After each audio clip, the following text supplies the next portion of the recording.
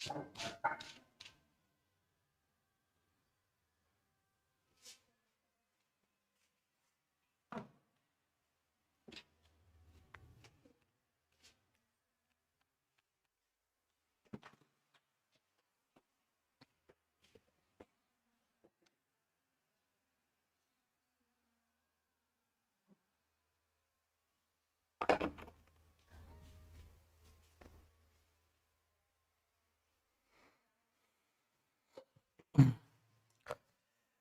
Everyone, good morning कह रहा हूँ, good evening. Hello everyone, good evening to all of you. मेरा नाम है रुचित्रा और स्टडी क्विक पे आपका बहुत बहुत स्वागत है। प्लीज एक बार कंफर्म कर दीजिए आप लोग को मेरी voice, video, everything is clear. Class को स्टार्ट करें, फटाफट बताइएगा। क्लास को स्टार्ट करते हैं। आज इस साल की 2026 की पहली मैराथन स्टार्ट करने जा रहा हूं इंग्लिश की, और ये बहुत इंपॉर्टेंट मैराथन होने वाली है। क्यों? क्योंकि इसके अंदर जैसा बोला गया है वैसा ही होगा। इस क्लास के अंदर मैं आपको टोटल 30 क्वेश्चंस करवाने वाला हूं। एक क्वेश्चन बोनस में लेकर के आया हूं, 31st क्वेश्चन, मतलब आज टोटल हम 31 क्वेश्चन करेंगे। इसके अंदर हम सभी इंपॉर्टेंट कंसेप्ट को समझेंगे, जो कंसेप्ट 2025 के एग्जाम्स में बार बार देखे गए, जो चीजें मैंने नोट करी कि यार ये वाला कंसेप्ट एग्जामिनर बहुत पूछ रहा है, तो उसकी प्रैक्टिस हम करेंगे। और जितने भी इंपॉर्टेंट कंसेप्ट एरर्स में बन सकते हैं वो सारे कंसेप्ट आज हम यहां पर डिटेल में सीखेंगे। हम उसकी अप्रोच, हम और किस तरीके से एग्जामिनर उन कंसेप्ट को घुमा सकता है, वो सब कुछ डिटेल में सीखने वाले हैं। तो ये जो क्लास है ये आरबीआई असिस्टेंट 2026 और एसबीआई क्लर्क 2026 दोनों के लिए ही यूजफुल है। आप ये मान सकते हैं कि यहां पर जो मैंने एग्जाम का नाम लिखा है उसी का लेवल आपके सामने रखा जाएगा। ऐसा नहीं है आरबीआई असिस्टेंट लिख करके मैं आपको एसबीआई पीओ मेंस करवा दूं। मैं जो आप लोग को लिख करके दूंगा, आप लोग ये मान करके चलिए उस चीज पर मैं खरा उतरूंगा। मैं पूरी कोशिश करूंगा जो चीज मैंने लिखी है, आपको बोली है, वो आप तक पहुंचे। जब आप क्लास देखेंगे आपको खुद अपने आप पता लग जाएगा कि क्या लेवल आज की क्लास का होने वाला है। प्लीज एक बार सेशन को आप लोग लाइक कर देंगे। अगर आप पहली बार आए हैं तो चैनल को सब्सक्राइब कर देंगे, क्योंकि आपको ऐसी क्लासेस अब यहां पर मिलती रहेंगी फ्री ऑफ कॉस्ट। ठीक है, चलिए क्लास को स्टार्ट करते हैं। क्लास को स्टार्ट करने से पहले मैं आप लोगों को बता दूं, टेलीग्राम चैनल है, ये टेलीग्राम चैनल बहुत इंपॉर्टेंट है। आज जैसे कि हम ये क्लास ले रहे हैं तो इस क्लास की जो पीडीएफ है आप लोग को इसी टेलीग्राम चैनल पर मिल जाएगी। एडिटोरियल की पीडीएफ मिल जाएगी, क्यूजेस होते हैं। शाम को 8 बजे हम इस चैनल के ऊपर क्यूज करवाते हैं। शाम को 8 बजे आप क्यूज अटेम्प्ट कर सकते हैं। जो भी क्यूज हम एडिटोरियल में करते हैं, सुबह जो भी वोकैबुलरी करते हैं वो शाम को 8 बजे क्यूज के फॉर्मेट में आपका रिवीजन हो जाता है। इंपॉर्टेंट नोट्स और पीडीएफ आप लोग को इसमें मिलती रहेगी।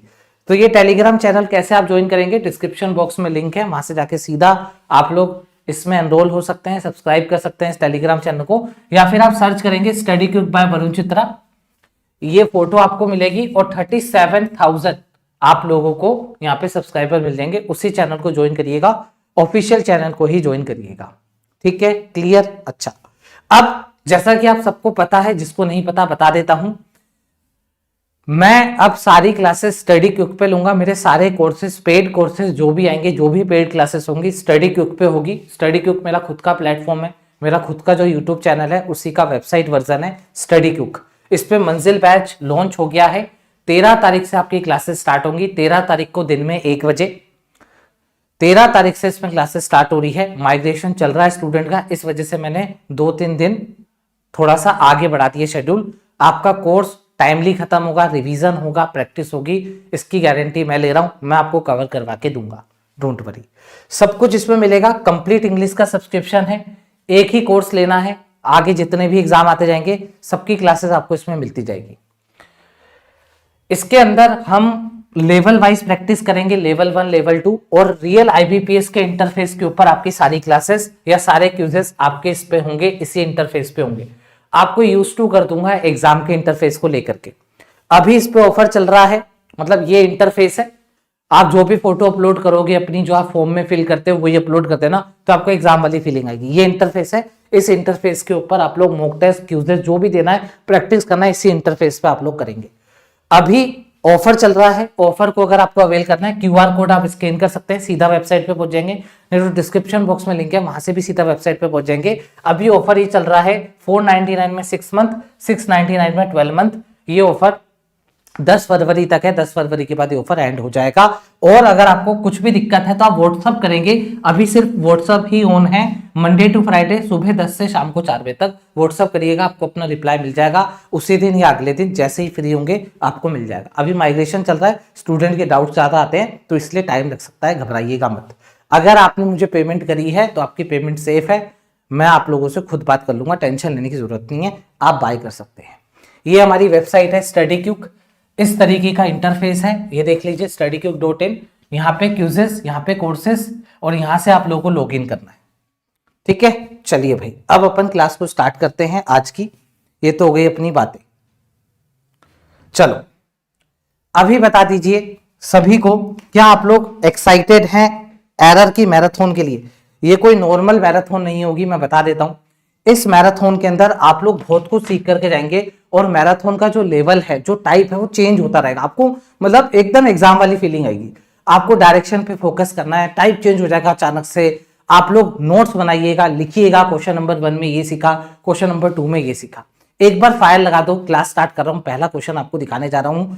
और मुझे पता है यहाँ पे कुछ स्टूडेंट ऐसे भी हैं जो माइग्रेशन को लेकर के परेशान हो रहे हैं। लास्ट में डिटेल में बताऊंगा, माइग्रेशन वाले स्टूडेंट को परेशान होने की जरूरत नहीं है, सब कुछ सारे डाउट लास्ट में लूंगा। अभी मैराथन चलेगी, अगर आप में पेशेंस है तो बैठिए, क्लास को देखिए, नहीं तो लास्ट में आ जाना क्लास की। अभी मैं सिर्फ क्लास कराऊंगा, कॉन्सेप्ट करेंगे और कुछ नहीं, लास्ट में बातें होंगी सारी। ठीक है, चलो पहला क्वेश्चन आपके सामने रख रहा हूं।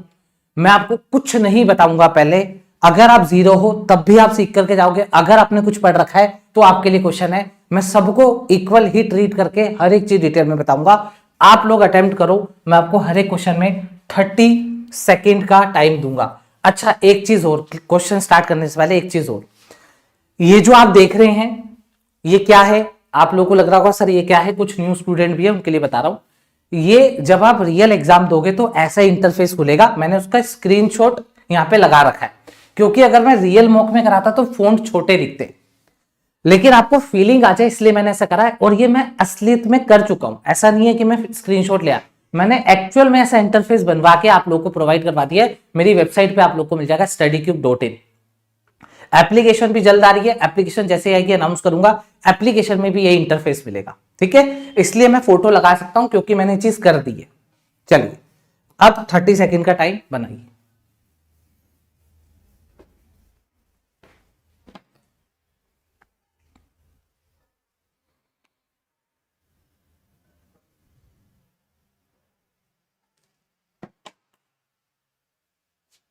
अरे यार तुमने तो जल्दी उड़ा दिया इसको। चलिए मैं इस पे 20 सेकेंड ही दे रहा हूं क्योंकि इसमें एक सिंपल सा कंसेप्ट है। आरबीआई असिस्टेंट, एसबीआई क्लर्क का जो लेवल है वो बताने जा रहा हूं मैं आप लोगों को।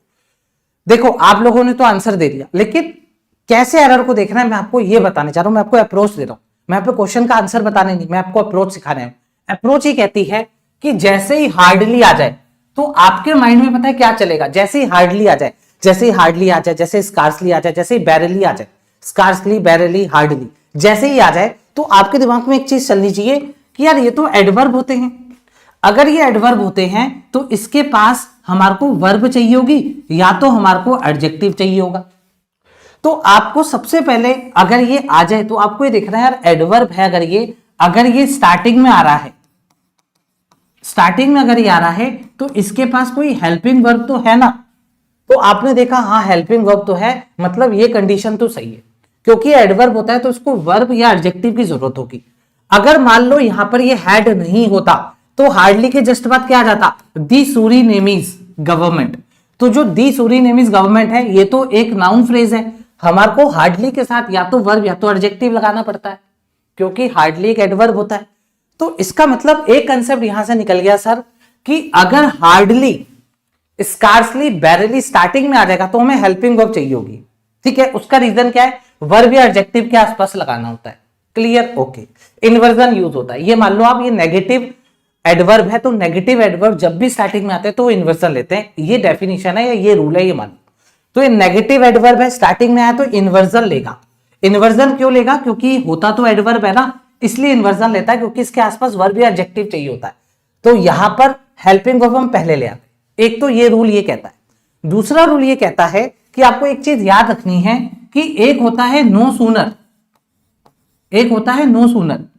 आपने सुना होगा एक होता है बेटर, बेटर के बाद क्या आता है? देन आता है। एक होता है स्मार्टर, स्मार्टर के बाद क्या आता है? देन आता है। तो कहने का मतलब ये है जिसके पीछे ईआर आता है उसके बाद हम देन लगाते हैं कंपैरेटिव डिग्री में। बस आप ये ट्रिक बना लो कि नो सूनर में ईआर आया है तो इसके बाद ही देन लगेगा, बाकी जो भी बचे नेगेटिव एडवर्ब। अब नेगेटिव एडवर्ब कौन कौन से बचे? एक तो हार्डली हो गया, एक आपका स्कार्सली हो गया, एक आपका बैरेली हो गया। ठीक है, इनके बाद क्या आता है? व्हेन आता है। बस इतना याद रखना। नो सूनर के साथ हम देन लगा देंगे। नो सूनर होता, नो सूनर भी पार्शियल स्पीच में एडवर्ब भी है, लेकिन इसको याद करने के लिए अपन कंपैरेटिव डिग्री से याद कर लेते हैं। ईआर के साथ देन आता है तो नो सूनर के साथ ईआर है तो देन लगाना है, ऐसे हम याद रख लेते हैं, कभी भूलते नहीं है। तो नो सूनर होता तो ये वाला देन आता, ए वाला THEN वाला देन नहीं आता, ये वाला देन आता है। क्लियर? एक कंसेप्ट हो गया। हाँ, बाकी जो बचा, हार्डली बचा, स्कार्सली बचा, बैरेली बचा, उसके साथ क्या आता है? व्हेन आता है। तो आपने दो तरीके से पहले क्वेश्चन को चेक करना है। कैसे? हार्डली आ गया, क्या हेल्पिंग वर्ब पहले? हाँ, हेल्पिंग वर्ब पहले है, मतलब ये सही है भाई। फिर क्या चेक करना है? अगर हैड आया, आपको पता है हैज आए, हैव आए या हैड आए, आगे जो मेन वर्ब आएगी वो मेन वर्ब की थर्ड फॉर्म होगी। तो आपने देखा यार हैड आ रखा है, थर्ड फॉर्म का है, तो आप फटाफट गए चेक करने, हाँ यार थर्ड फॉर्म दे रखी है, मतलब इसमें भी कोई एरर नहीं। ठीक है, आपने दो पॉइंट चेक कर लिए, एक तो हेल्पिंग वर्ब वाला, एक थर्ड फॉर्म वाला। अब देखो कंजंक्शन कौन सा लगा रखा है, तो कंजंक्शन मतलब वेन लगा रखा है, देन लगा रखा है। अरे यार देन लगा रखा है, इसको काटा, यहां पर क्या कर दिया? वेन कर दिया, क्योंकि देन तो नो सूनर के साथ ही आता है। आंसर आ गया हमारा सी। बताओ क्रिस्टल क्लियर है क्या? अगर मुझे घास काटनी होती, अगर मुझे नाम करना होता, मैंने मैराथन ली है, तो मैं आता, अरे हार्डली देन हटा, मैं ऐसे करता। लेकिन मुझे पता है अभी साल का स्टार्टिंग है, अभी हमारे एग्जाम है, लेकिन टाइम है, तो अगर हम अभी डिटेल में नहीं पढ़ेंगे तो कब पढ़ेंगे? ये जो आके मैं ऐसे करता ना, अरे सी चलो आगे, ये पता है कब करने वाली बात है? ये करने वाली बात है एग्जाम 10 दिन बाद ही है, 15 दिन बाद ही एग्जाम, सर हमें रिवीजन करवा दो।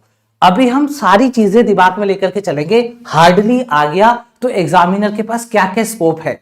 हार्डली के बाद एग्जामिनर के पास स्कोप है कि वो हेल्पिंग वर्ब नहीं देगा, वो सीधा नाउन फ्रेज डाल देगा या सब्जेक्ट डाल देगा, ये स्कोप है।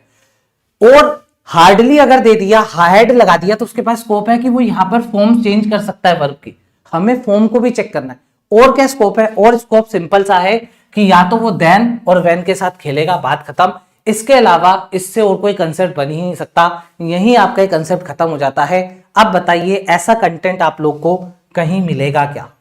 तो लाइक और शेयर कर दीजिए, सब्सक्राइब कर दीजिए। अगला क्वेश्चन आपके सामने।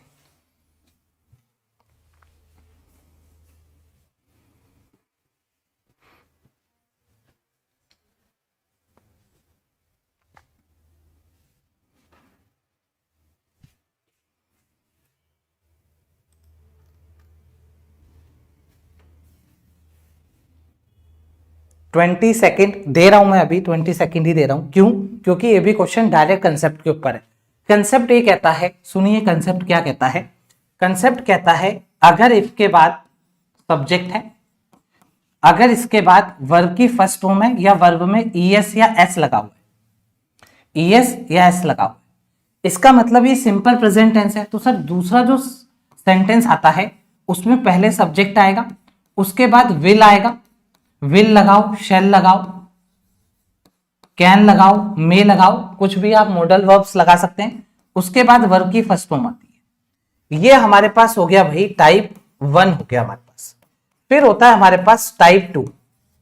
टाइप 2 कहता है अगर इसके बाद आपने सब्जेक्ट लिखा है, अगर आपने V2 लिखा या आपने वर लिखा, V2 या वर दोनों में से कुछ भी, क्योंकि इफ है तो वोज तो आएगा नहीं, वर आएगा, तो फिर आपको कोमा लगा करके सब्जेक्ट प्लस विल का वुड कर दो, शेल का शुड कर दो, लेकिन आगे वर्ब की फर्स्ट फॉर्म आएगी, क्योंकि चाहे विल लिखूं या वुड लिखूं है तो मॉडल वर्ब ही, और मॉडल वर्ब के बाद वर्ब की फर्स्ट फॉर्म आती है। टाइप 3 क्या कहता है?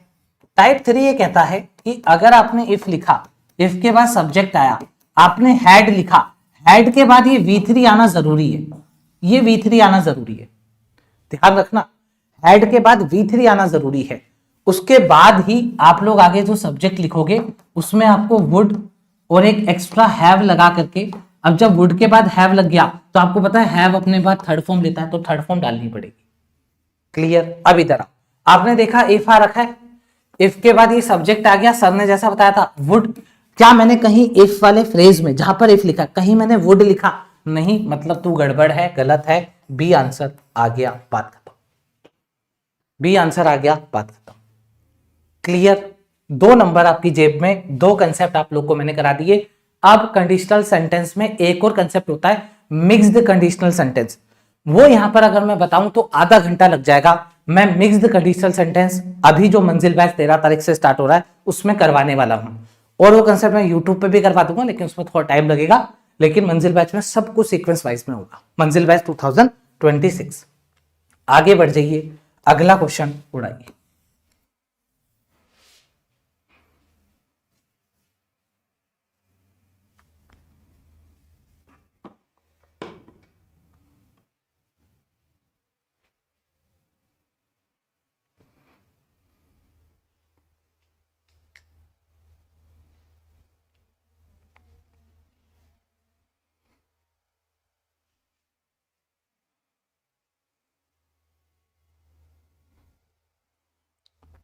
ओके, इसमें मैंने जानबूझ के 30 सेकंड का टाइम दिया। एग्जामिनर का फेवरेट है, मतलब ये मान के चलो आप एग्जाम देने जा रहे हो तो ये क्वेश्चन आ रहा है, क्वेश्चन मतलब ये कंसेप्ट आ रहा है। क्या कंसेप्ट है? पैरेललिज्म। पैरेललिज्म क्या कहता है? The primary duties. अब देखो, सुनना मेरी बात को, हमें रटना नहीं है, हमें क्वेश्चन का आंसर नहीं देना, हमें समझना है स्कोप क्या है। स्कोप ये कहता है कि आपने प्राइमरी ड्यूटीज पढ़ा, क्या इसके बाद वर्ब आई, तो इसका मतलब आपको वर्ब पे ध्यान रखना है, क्योंकि ड्यूटीज प्लूरल है तो वर्ब प्लूरल आनी चाहिए। अब जैसे एक बार पीछे वाले क्वेश्चन पर आपने देखा इफ दी सेंट्रल बैंक है, सब्जेक्ट था, वर्ब आ गई, वर्ब भी गलत थी, आंसर आ गया। थोड़ा और पीछे आ जाओ, आपने देखा यहां पर तो वर्ब लिखी हुई थी। अब देखो एक स्टूडेंट ये भी पूछ रहा है कि सर यहां पर हेड के बाद चिपक करके वर्ब की थर्ड फॉर्म क्यों नहीं आई, तो इसको भी मैं थोड़ा सा छोटा सा कंसेप्ट बता देता हूं। इन्वर्जन, जो इन्वर्जन होता है वो ये कहता है कि आप पहले हेल्पिंग वर्ब लिखेंगे, फिर आप बीच में सब्जेक्ट लिखेंगे, उसके बाद आप मेन वर्ब लिखेंगे। तो हेल्पिंग वर्ब और मेन वर्ब ऐसे कनेक्ट होती है, बीच में सब्जेक्ट रहता है, इसलिए चिपक करके नहीं आता, तभी तो उसको इन्वर्जन कहते हैं। ठीक है, चलो अब हम यहां थे, तो आपने देखा प्राइमरी ड्यूटी से कहीं इसमें गड़बड़ तो नहीं है, क्योंकि सब्जेक्ट के जस्ट बाद वर्ब नहीं है, मतलब एग्जामिनर खेल सकता है। तो हमने दिमाग में रख लिया ड्यूटीज प्लूरल है, प्लूरल वर्ब आगे चाहिए। ऑफ द न्यू इंटर्न, तो ऑफ के बाद जो भी चीजें आती हैं वो ऑब्जेक्ट होता है। ये सारी चीजें मैं पार्ट्स ऑफ स्पीच वाली प्लेलिस्ट में पढ़ा करवा चुका हूं, पहला चैप्टर हमारा यही होगा मंजिल बैच का। ड्यूटीज के बाद आर आ रखा है, बिल्कुल सही है भाई, कोई दिक्कत वाली बात नहीं है। फिर आगे बढ़ते हैं, टू मॉनिटर। अब देखो आर के बाद आ रहा है टू मॉनिटर, तो इंटर्न आर टू मॉनिटर, ठीक है। दी एक्सचेंज रेट, कोमा, जैसे ही कोमा आ जाए तो मैं आप लोगों को बताता हूं क्या ध्यान रखना है। अगर आपने कोमा देखा और कोमा के बाद वर्ब की आईएनजी फॉर्म है, इसका मतलब ये है, अगर मैं कोमा के बाद वर्ब की आईएनजी फॉर्म लगा रहा हूं, इसका मतलब ये है इस कोमा से पहले, इस कोमा से पहले, इस कोमा से पहले मेरे पास कोई सब्जेक्ट मेरे हाथ में नहीं है, ऐसा सब्जेक्ट जो एक्स्ट्रा हो।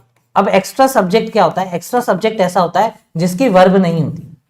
आपने कहा सर ये सब्जेक्ट है तो, लेकिन इसकी वर्ब है तो, कोई ऐसा सब्जेक्ट है जिसकी वर्ब ना हो? देखो ड्यूटीज, ड्यूटीज की वर्ब है, ऑफ के बाद ये तो ऑब्जेक्ट है, टू के बाद ये मॉनिटर, वैसे तो वर्ब की फर्स्ट फॉर्म है, लेकिन यहां पर टू के बाद मॉनिटर ऑब्जेक्ट हो गया, और मॉनिटर क्या कर रहा है? जो भी चीज वर्ब के बाद आती है वो भी ऑब्जेक्ट होता है। तो जब सारी चीजें ऑब्जेक्ट हैं तो वर्ब की आईएनजी फॉर्म आना कोई दिक्कत वाली बात नहीं है। लेकिन दिक्कत वाली बात यह है कि एंड के बाद अगर आप वर्ब लिख रहे हो तो आपको क्रॉस चेक करना पड़ता है कि यार एंड के बाद वर्ब आ रही है, इसका मतलब इस वर्ब का पैरेललिज्म बनना चाहिए।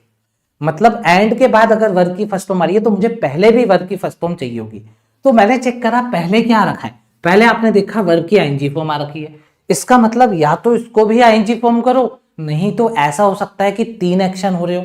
कैसे पता सर 3 एक्शन हो रहे हैं? ये देखो, मॉनिटर करना एक एक्शन, कोमा लगा करके एनालाइज करना दूसरा एक्शन, एंड के बाद तीसरा एक्शन ये रहा। इसका मतलब यहां पर 3 एक्शन हो रहे थे। तो आप ये मत सोचना इसको रिपोर्टिंग कर देते हैं। रिपोर्टिंग हम तब करते जब यहां पर टू के बाद वर्ब की फर्स्ट फॉर्म नहीं होती। अभी पैरेललिज्म कैसे चलेगा, ऐसे चलेगा कि एक एक्शन ये हो गया क्या कि जो भाई प्राइमरी ड्यूटीज थी वो क्या थी कि भाई आप मॉनिटर करेंगे, दूसरी क्या थी आप एनालाइज करेंगे, तीसरी क्या थी आप रिपोर्ट करेंगे, ये था। अगर यहां पे टू के बाद वर्ब की फर्स्ट फॉर्म नहीं होती तब यहां पे आईएनजी फॉर्म है तो मैं यहां पर भी आईएनजी फॉर्म कर देता। अभी इसका मतलब आंसर तो डी ही है, लेकिन ये रिपोर्ट सही है अपनी जगह, इसको एनालाइज करना पड़ेगा, मतलब डी आंसर लगाना पड़ेगा। क्या आप लोगों को क्लियर है, बताइए फटाफट। किसी को कोई दिक्कत? एनालाइज करना पड़ेगा, एनालाइज करना पड़ेगा मतलब वर्ब लगानी पड़ेगी, क्योंकि यहां पे जो पैरेललिज्म बन रहा है टू के बाद वर्ब की फर्स्ट फॉर्म का बन रहा है। अगर यहां मॉनिटरिंग होता, यहां मॉनिटरिंग होता अगर, तो फिर यहां पर एनालाइजिंग सही होता, यहां पे रिपोर्टिंग करना पड़ता। Is it clear? अब आप लेवल देख लो, एग्जैक्ट आरबी असिस्टेंट का लेवल है, क्योंकि आपको पता है मैं एग्जाम के लेवल को बहुत डीपली ऑब्जर्व करके आता हूं, मुझे पता है क्या लेवल जा सकता है। सेंटेंसेस की लेंथ, सेंटेंसेस की लैंग्वेज, सब कुछ एग्जाम रेलिवेंट है। और हाँ, मेरी एक गलती अभी तक हो गई है, मैं डायरेक्शन नहीं पढ़ा हूं। मैं आते ही धमाधम क्वेश्चन सोल्व करने लग गया हूं, मुझे डायरेक्शन पढ़नी चाहिए थी। ये बात आप ध्यान रखिएगा, डायरेक्शन नहीं पढ़ोगे तो आपके मार्क्स कटेंगे, आप फेल हो सकते हो डायरेक्शन नहीं पढ़ोगे तो। आप डायरेक्शन पढ़ लेना, मेरे से तो गलती हो गई। आगे बढ़िए, अगला क्वेश्चन इसको बनाइए, डायरेक्शन पढ़ लेना दोस्तों।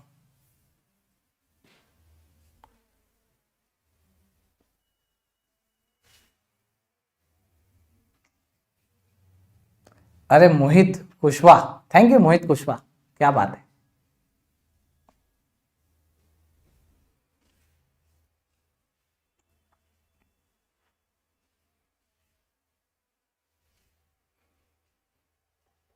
देखिए, इस टाइप के क्वेश्चन का नाम है ट्रांसपोज्ड सेंटेंस। क्या है? ट्रांसपोज्ड सेंटेंस, या फिर आप ये भी कह सकते हो इन्वर्जन, इन्वर्जन सेंटेंसेस। लेकिन इसमें दिक्कत ये है, इसमें कुछ भी नेगेटिव एडवर्ब नहीं है, तब भी इन्वर्जन है। तो इसको इन्वर्जन बोलने से अच्छा ये है कि आप बोलो ट्रांसपोज्ड, ट्रांसपोज्ड सेंटेंस। आप हो सकता है कई स्टूडेंट ऐसे हो कि सर ये क्या बीमारी है, तो पहली बार सुन रहे। पूरा एक चैप्टर है, छोटा सा चैप्टर है, लेकिन धागे खोल दूंगा। ट्रांसपोज सेंटेंस क्या है, हमारा जो पहला चैप्टर स्टार्ट होगा सब्जेक्ट वर्ब एग्रीमेंट का, उसमें एक टॉपिक रखा है मैंने, ट्रांसपोज्ड सेंटेंस। ट्रांसपोज सेंटेंस ये कहता है अगर आपने प्रेपोजिशन से, देखो प्रेपोजिशन है, अगर आपने प्रेपोजिशन से सेंटेंस को स्टार्ट करा है तो इसका मतलब प्रेपोजिशन के बाद आप जो भी लिख रहे हो वो ऑब्जेक्ट है। और अगर आपने वर्ब लगा दी, पहली बात तो अगर प्रेपोजिशन है उसके बाद कुछ भी लिखा है तो वो ऑब्जेक्ट है, उसके लिए वर्ब आएगी नहीं। अगर वर्ब आएगी तो वर्ब की आईएनजी फॉर्म आएगी, वर्ब की आईएनजी फॉर्म आएगी, ठीक है। अच्छा, तो आपने देखा कि यार ये तो बिनिथ प्रेपोजिशन है, प्रेपोजिशन के बाद दी वास्ट ट्रॉपिकल रेन फॉरेस्ट, ये तो ऑब्जेक्ट हो गया। ऑफ के बाद ये सूरीनेम भी ऑब्जेक्ट हो गया। उसके बाद सर ये वर्ब कैसे आ गई, तो इसका मतलब ये है अगर प्रेपोजिशन से आपका सेंटेंस स्टार्ट है तो ये ट्रांसपोज्ड सेंटेंस है। इसका मतलब ये जो यहां पर वर्ब लगाया है इसका सब्जेक्ट इसके आगे पड़ा होगा। जर्नली सब्जेक्ट कहां होता है, सब्जेक्ट पहले होता है जर्नली, उसके बाद उसकी वर्ब आती है। लेकिन ये ट्रांसपोज्ड सेंटेंस है, कैसे पता सर? प्रेपोजिशन से स्टार्ट है इसलिए पता चल रहा है सर। प्रेपोजिशन से स्टार्ट है, ऑब्जेक्ट है और वर्ब की आईएनजी फॉर्म आती तो हमें कोई दिक्कत नहीं होती। वर्ब की आईएनजी फॉर्म नहीं आई है, इसका मतलब ट्रांसपोज सेंटेंस है। अब आप आगे देखो, आगे सब्जेक्ट का नेचर क्या है, एनोर्मस डिपॉजिट्स। तो एनोर्मस डिपॉजिट्स प्लूरल है, इसका मतलब सर यहां पर हमारे पास ये जो सब्जेक्ट आया है ये तो प्लूरल आया है। अगर ये प्लूरल सब्जेक्ट आया है तो वर्ब में अगर एस लगा हुआ है तो एस फॉर सिंगुलर वर्ब, तो इसका मतलब ये एस गलत है, काट दे। सी आंसर, सी लगा दो, बात खत्म। बताओ क्लियर है क्या? ट्रांसपोज्ड सेंटेंस क्या होता है? कोई बात नहीं, ट्रांसपोज सेंटेंस को गोली मारो, मैं टेक्निकल जार्गन यूज नहीं करना चाहता, लेकिन आप लोग को एटलीस्ट ये पता होना चाहिए कि हमें एक ट्रांसपोज सेंटेंस करके कंसेप्ट सीखना है, बस इतना पता होना चाहिए। आप बोल सको सर वो वाला एक बार कंसेप्ट करा दो, इसलिए ट्रांसपोज सेंटेंस आप लोग याद रखिएगा। अगला क्वेश्चन आपकी स्क्रीन पर ये रहा। अब आप देख लो कितनी मेहनत करी गई है, टाइप चेंज कर दिया, सेंटेंस की लेंथ देखो। ऐसा नहीं है कि ले भाई 30 question marathon for RBI assistant and SBI clerk tick, आगे क्वेश्चन आगे, ऐसा नहीं करा है। एक एक चीज अगर आप चेक करोगे, सूरीनेम उसी मैगजीन से उठाया है जिस मैगजीन से आरआरबी क्लर्क मीन्स आपका है। आरआरबी क्लर्क मीन में सूरीनेम इस तरीके की जो कंट्रीज है उनका जिक्र होता है, उसी मैगजीन से उठाया है। क्यों उठाया? क्योंकि हमें एक्चुअल क्वेश्चन पता है कहां से आया, हम वो मैगजीन फैच कर लेते हैं। अब ये देखो छोटे छोटे सेंटेंस, और आप देख लो कोई भी एक भी सेंटेंस ऐसा नहीं लगेगा कि चैट जीपीटी से बना हुआ है। जो लेंथ रखनी चाहिए, जो कंसेप्ट सिखाने चाहिए स्टूडेंट को, वही रखे गए हैं। टाइप चेंज हो गया, डायरेक्शन पढ़ लेना, आंसर दे दो। यहां पर आपको मैं 45 सेकंड का टाइम दूंगा।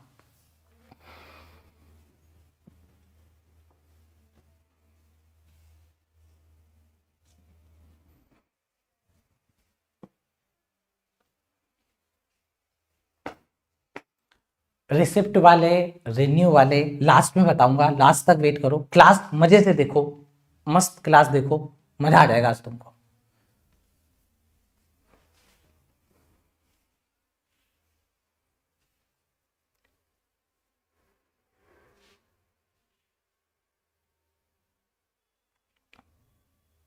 फोर्टी 45 सेकेंड का टाइम आप लोग को मिलेगा।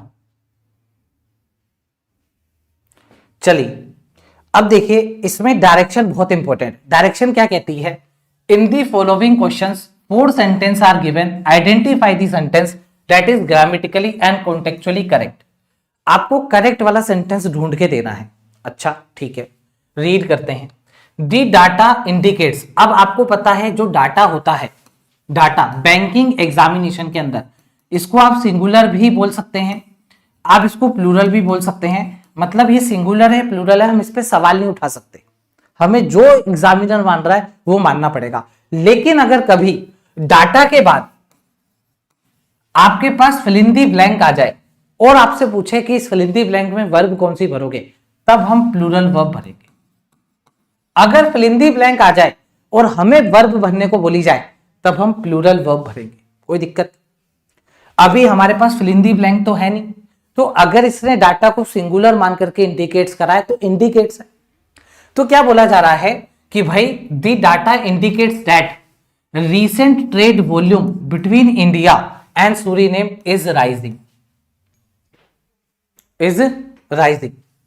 अच्छा, जब आपने इसको पढ़ा तो आपको समझ में आया कि यार यहां पर रीसेंट ट्रेड वॉल्यूम की बात हो रही है और वॉल्यूम होता है सिंगुलर, तो इज सही है, राइजिंग सही लग रहा है। एक बार को यार ये लग रहा है सही है, लेकिन एक काम करते हैं, हमें तभी तो कॉन्फिडेंस आएगा ना जब हम बचे हुए 3 सेंटेंस में एरर निकाल दे। चलो चेक करते हैं एक बार। बोला जा रहा है सेवरल मेमोरेंडम। आपको मैंने बता रखा है कितनी बार, कोई बात नहीं, अगर आप न्यू हैं तो वापस सीख लो। एक मेमोरेंडम होता है, एक मेमोरेंडा होता है।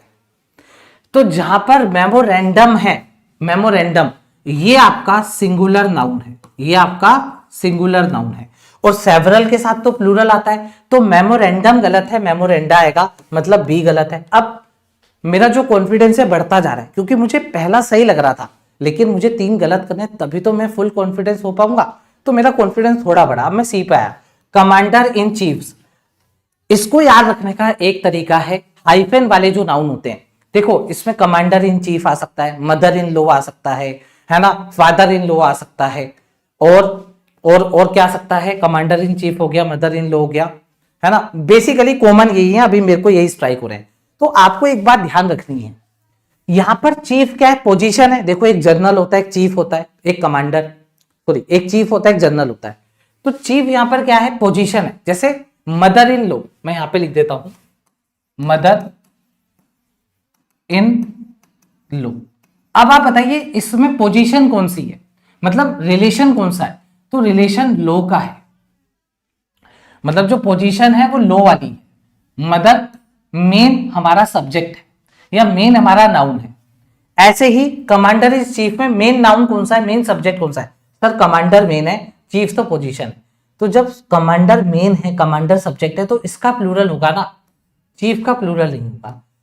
जो चीफ पोजीशन पे थे वो बहुत सारे कमांडर्स थे, तो कमांडर्स इन चीफ, वो कमांडर जो चीफ की पोजीशन पर है, इस तरीके से।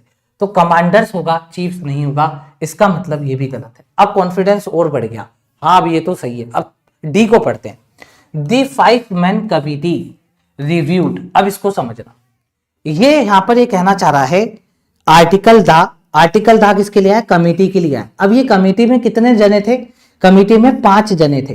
तो अगर 5 जने थे तो ये आपको एडजेक्टिव की प्लेस दिख रही है, कैसे, कमेटी यहां पर जो है ये नाउन है, और नाउन से पहले जो भी आएगा वो एडजेक्टिव बन जाता है। एडजेक्टिव कभी प्लूरल होता नहीं है, चाहे उसके आगे आप कितना भी नंबर लगा दो। तो आपको यहां पर ये वाला मैन करना पड़ेगा, मतलब ये भी गलत है। आंसर ए आ गया, बात। कोई दिक्कत किसी को बताइए, इज इट क्लियर। अभी आरआरबी क्लर्क मींस का पेपर हुआ है 1 फरवरी को, आज 2 तारीख है। 8 दिन बाद जो कंसेप्ट एग्जाम में पूछे गए हैं मैं पहले भी करा चुका हूं, वापस उस कंसेप्ट को आपके सामने ला करके रख दिया। इतना फास्ट कंटेंट यहां पर अपडेट आप लोग को मिलता है। ऑल आर इनकरेक्ट हो नहीं सकता, ए बिल्कुल करेक्ट है। क्या यहां तक क्लियर है, बताइए। चलें आगे, चलिए नेक्स्ट क्वेश्चन। उम्मीद करता हूं आपको मजा आ रहा होगा, समझ में आ रहा होगा, और आप लोग लाइक की बरसात करेंगे।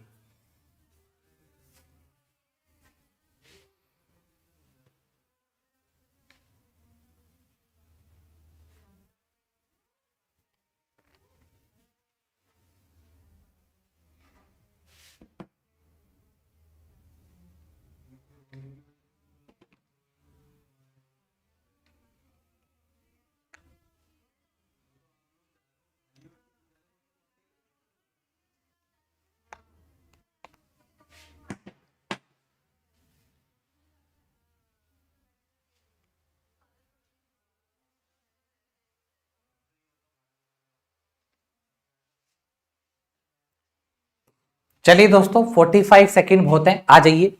देखो याद रखिएगा, बिटवीन पार्ट्स ऑफ स्पीच में क्या है भाई, प्रेपोजिशन है, प्रेपोजिशन। तो बिटवीन के बाद यू जो है ये ऑब्जेक्ट है, आई का ऑब्जेक्ट क्या होता है, मी होता है। तो जब बिटवीन ऑब्जेक्ट, तो ये भी आपका मी होगा, ये भी ऑब्जेक्ट बनेगा। Between you and me, the decision to buy Venezuelan oil is strategically sound.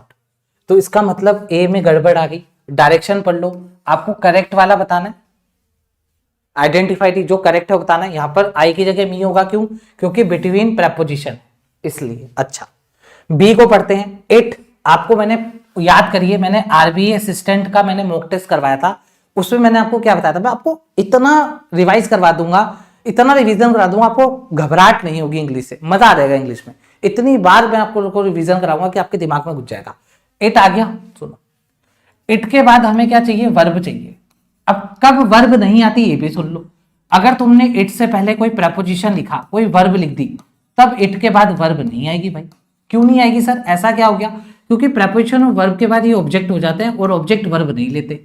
अभी इट के पहले कुछ भी नहीं, खाली पड़ा है, तो इट यहाँ पे सब्जेक्ट है तो वर्ब लेगा। तो इट खाली पड़ा है, कुछ भी नहीं है, तो ये आपका वर्ब लेगा, वर्ब ले लिया। उसके बाद लिखा हुआ इट वॉज हर, तो एक कंसेप्ट होता है, बहुत सिंपल सा कंसेप्ट है, मैं लिख देता हूं, और वो एग्जाम में जरूर आता है। प्रोनाउन चैप्टर का कंसेप्ट है, एग्जाम में जरूर आता है। क्या है कंसेप्ट, कंसेप्ट ये कहता है, अगर आपने इज लिखा, अगर आपने एम लिखा, आर लिखा, आपने वॉज लिखा, आपने वर लिखा, आपने बी लिखा, और बोलो, और आपने देखा यार इसके बाद है ना कोई मेन वर्ब दे नहीं रखी है, कोई मेन वर्ब नहीं, फिर क्या दे रखा है सर, इसके बाद आपने ये देखा कि यार इसके बाद है ना कोई प्रोनाउन दे रखा है, कोई प्रोनाउन दे रखा है, फिर क्या करें, फिर आप लोग को इतनी सी बात समझ जानी है कि is them are was verb के बाद कोई मेन वर्ब नहीं है, प्रोनाउन अगर आ रखा है तो वो सब्जेक्टिव केस में आएगा, बात खत्म।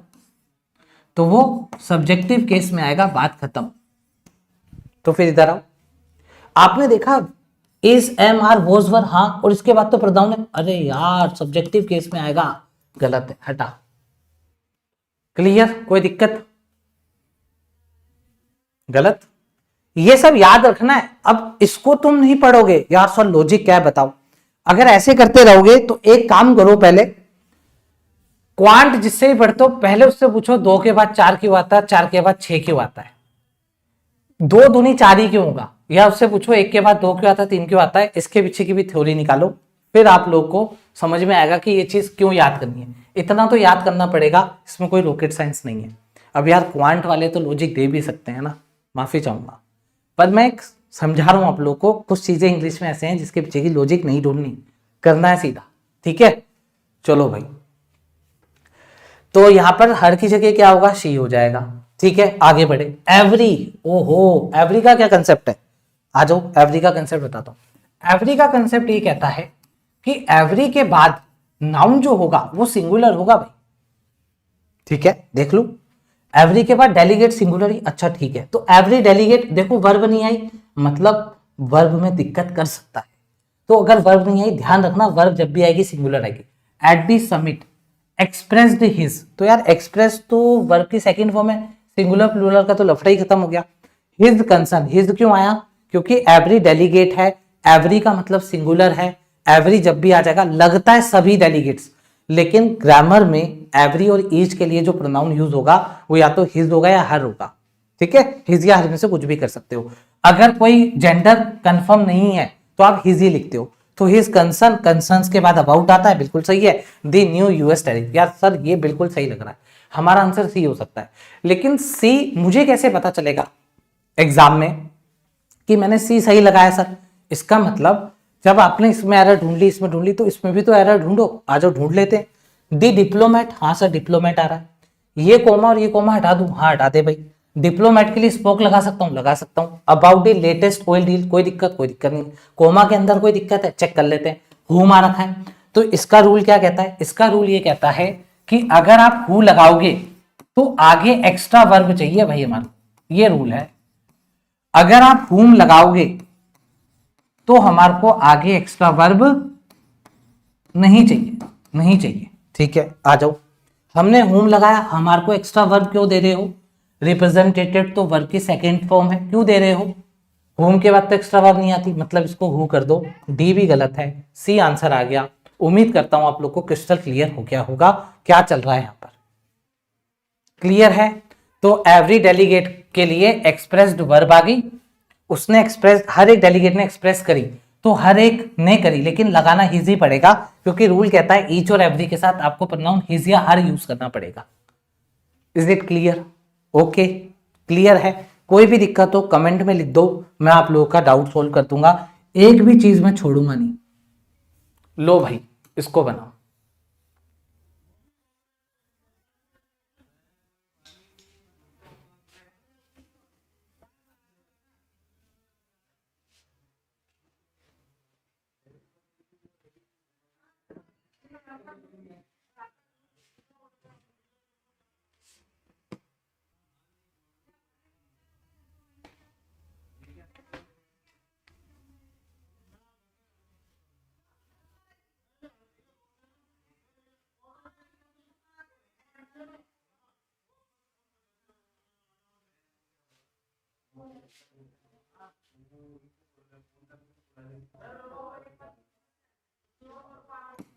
चलिए आ जाइए, इसको बनाते हैं। आपको क्या बताना है? ग्रामेटिकली और कॉन्टेक्चुअली करेक्ट वाला बताना है, ठीक है भाई। पढ़ते हैं। द यूएस के बाद वर्ब आ गई, हाँ आ गई अनाउंस्ड। आ 2 years प्लान, अगेन मैंने क्या कहा था आप लोगों को? मैंने आप लोगों को ये कहा था आर्टिकल ए नाउन के लिए आता है, तो आर्टिकल ए कौन सा नाउन के लिए होगा? प्लान के लिए होगा। तो प्लान यहाँ पर क्या है? नाउन है। अब नाउन के पहले आप जो भी चीज लगाओगे वो क्या हो गया? एडजेक्टिव हो गया। क्या एडजेक्टिव प्लूरल हो सकता है? नहीं हो सकता। इसका मतलब ए गलत है, हटा इसको। ट्रम्प बिलीव, ट्रम्प अकेला है तो बिलीव कर रहा है, क्या बिलीव कर रहा है? That the Venezuelan oil deal is the most unique. आहा, यूनिक, यूनिक एक ऐसा एडजेक्टिव है, आप एडजेक्टिव में एक टॉपिक पढ़ोगे एब्सोल्यूट एडजेक्टिव। एब्सोल्यूट एडजेक्टिव क्या होता है? जैसे मान लो कोई सर्किल है, तो आप ये नहीं बोल सकते ये आप ये नहीं बोल सकते इसके पहले, ये सर्किल है ना, इससे पहले अपन ये नहीं बोल सकते मोस्ट, या इसके पहले अपन मोर नहीं लगा सकते। या करेक्ट देख लो, करेक्ट, अब करेक्ट मतलब करेक्ट, आप ये नहीं बोल सकते मोस्ट करेक्ट आंसर, आप ये नहीं बोल सकते मोस्ट करेक्ट आंसर है। क्यों? करेक्ट अपने आप में ही एब्सोल्यूट डिग्री पर है, करेक्ट अपने आप में ही एब्सोल्यूट एडजेक्टिव है, उसको किसी भी एडजेक्टिव की या डिग्री की जरूरत नहीं है। करेक्ट मतलब करेक्ट, करेक्ट मतलब सही, इनकरेक्ट मतलब इनकरेक्ट, सर्किल मतलब सर्किल। ये नहीं बोल सकते ये कम सर्किल है और ये ज्यादा सर्किल है। सर्किल है तो वो सर्किल है, अगर वो सर्किल है तभी वो सर्किल है। समझिए ना मेरी बात को। अच्छा, तो ऐसे यूनिक है तो यूनिक है, मोस्ट यूनिक क्या होता है? गलत है बी, बी ऑप्शन भी नहीं आ सकता। इंडिया रिमेन्स, अच्छा इंडिया रिमेन्स, ओके, इंडिया के लिए रिमेन्स आ गया। द मोस्ट पावरफुल, अब पावरफुल एडजेक्टिव है और ये एडजेक्टिव की कौन सी डिग्री है? पॉजिटिव डिग्री है। अब मैं पावरफुल फुलेस्ट तो कर नहीं सकता, तो फिर मैं मोस्ट का सहारा ले रहा हूं और आगे आर्टिकल दा लगा हुआ है, तो ये बिल्कुल सही है। तो most powerful economic partner for several, several अगर आ गया याद रखिएगा, सेवरल ये एग्जाम में भी आते हैं, सेवरल, वेरियस, सम, मोस्ट। सम और मोस्ट के साथ ये है, अगर ये आप काउंटेबल नाउन के साथ लगा रहे हो जो गिन सकते हैं, काउंटेबल नाउन, तो सेवरल, वेरियस, न्यूमेरस, न्यूमेरस, इन सब के बाद आपका नाउन जो है वो प्लूरल ही आएगा। और अगर सम और मोस्ट में काउंटेबल नाउन है तो ये भी नाउन प्लूरल ही आएगा। तो भाई सेवरल के बाद ये नेशन क्या कर रहा है? नेशंस आना चाहिए, सी भी गलत है। दीज, अब दीज का क्या लफड़ा है ये भी देख लो। दीज का ये लफड़ा है कि यार ये वाला जो दीज होता है ना, ये अपने बाद नाउन प्लूरल लेता है। अगर आपने ये वाला दिस लिखा है तो इसके बाद नाउन सिंगुलर आता है। तो इधर आओ जरा, दीज काइंड, या तो दीज काइंड्स करो या तो दिस काइंड करो। आगे अगर आर है इसका मतलब यहाँ पे काइंड ही होना चाहिए था, डी भी गलत है। ऑल आर इनकरेक्ट, इसका करेक्ट आंसर हो जाएगा। क्या यहां तक क्लियर है? फटाफट बताइए, कोई दिक्कत? किसी को कोई दिक्कत? समझ में आ गया? ये आता ही आता है एग्जाम में कंसेप्ट, ये भूले भटके ये कंसेप्ट भी एग्जाम में आता है। सेवरल वाला तो मैंने खुद ने देखा है 2025 के 2-3 एग्जाम में आया है। उसके बाद ये जो दिक्कत है ये भी बहुत होती है एग्जामिनेशन में। तो आप देख सकते हैं एक भी कंसेप्ट ऐसा नहीं है जो बार बार रिपीट हो रहा हो, कंसेप्ट वही हैं जो एग्जाम में आते हैं और इंपॉर्टेंट है। मैं बोल रहा हूं मतलब मान लो आप आज 2026 की पहली मैराथन है, 2026 के जितने भी एग्जाम होंगे इसी मैराथन में से क्वेश्चन आंसर कंसेप्ट आ रहे होंगे एग्जाम में। ये मैं अभी बोल देता हूं कि 2026 का एक भी एग्जाम नहीं हुआ, ये एक्सपीरियंस कहता है मेरा।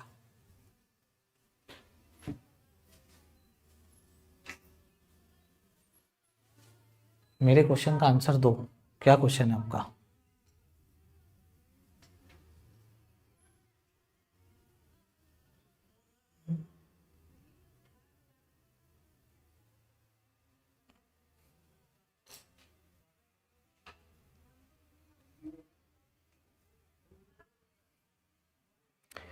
डेविड, डेविड सर आप प्लीज वापस अपना डाउट लिखिए, मैं आपका क्वेश्चन देख ही नहीं पाया।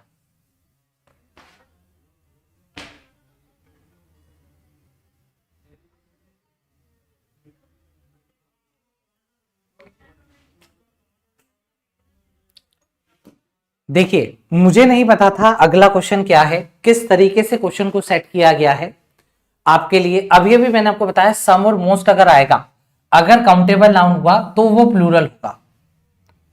सबसे पहले मैं आपका ध्यान सी के ऊपर लेकर के आना चाहूंगा। मोस्ट आ गया, आपने सबसे पहले देखा नाउन क्या है, आपने देखा नाउन इक्विपमेंट है। ये हमेशा ऐसा नाउन है जो हमेशा सिंगुलर रहता है, हमेशा सिंगुलर रहता है। तो आपने देखा यार मोस्ट के बाद ये सिंगुलर नाउन है, तो मैं वर्ब किसी भी हालत में प्लूरल नहीं लगा सकता, मतलब सी गलत है।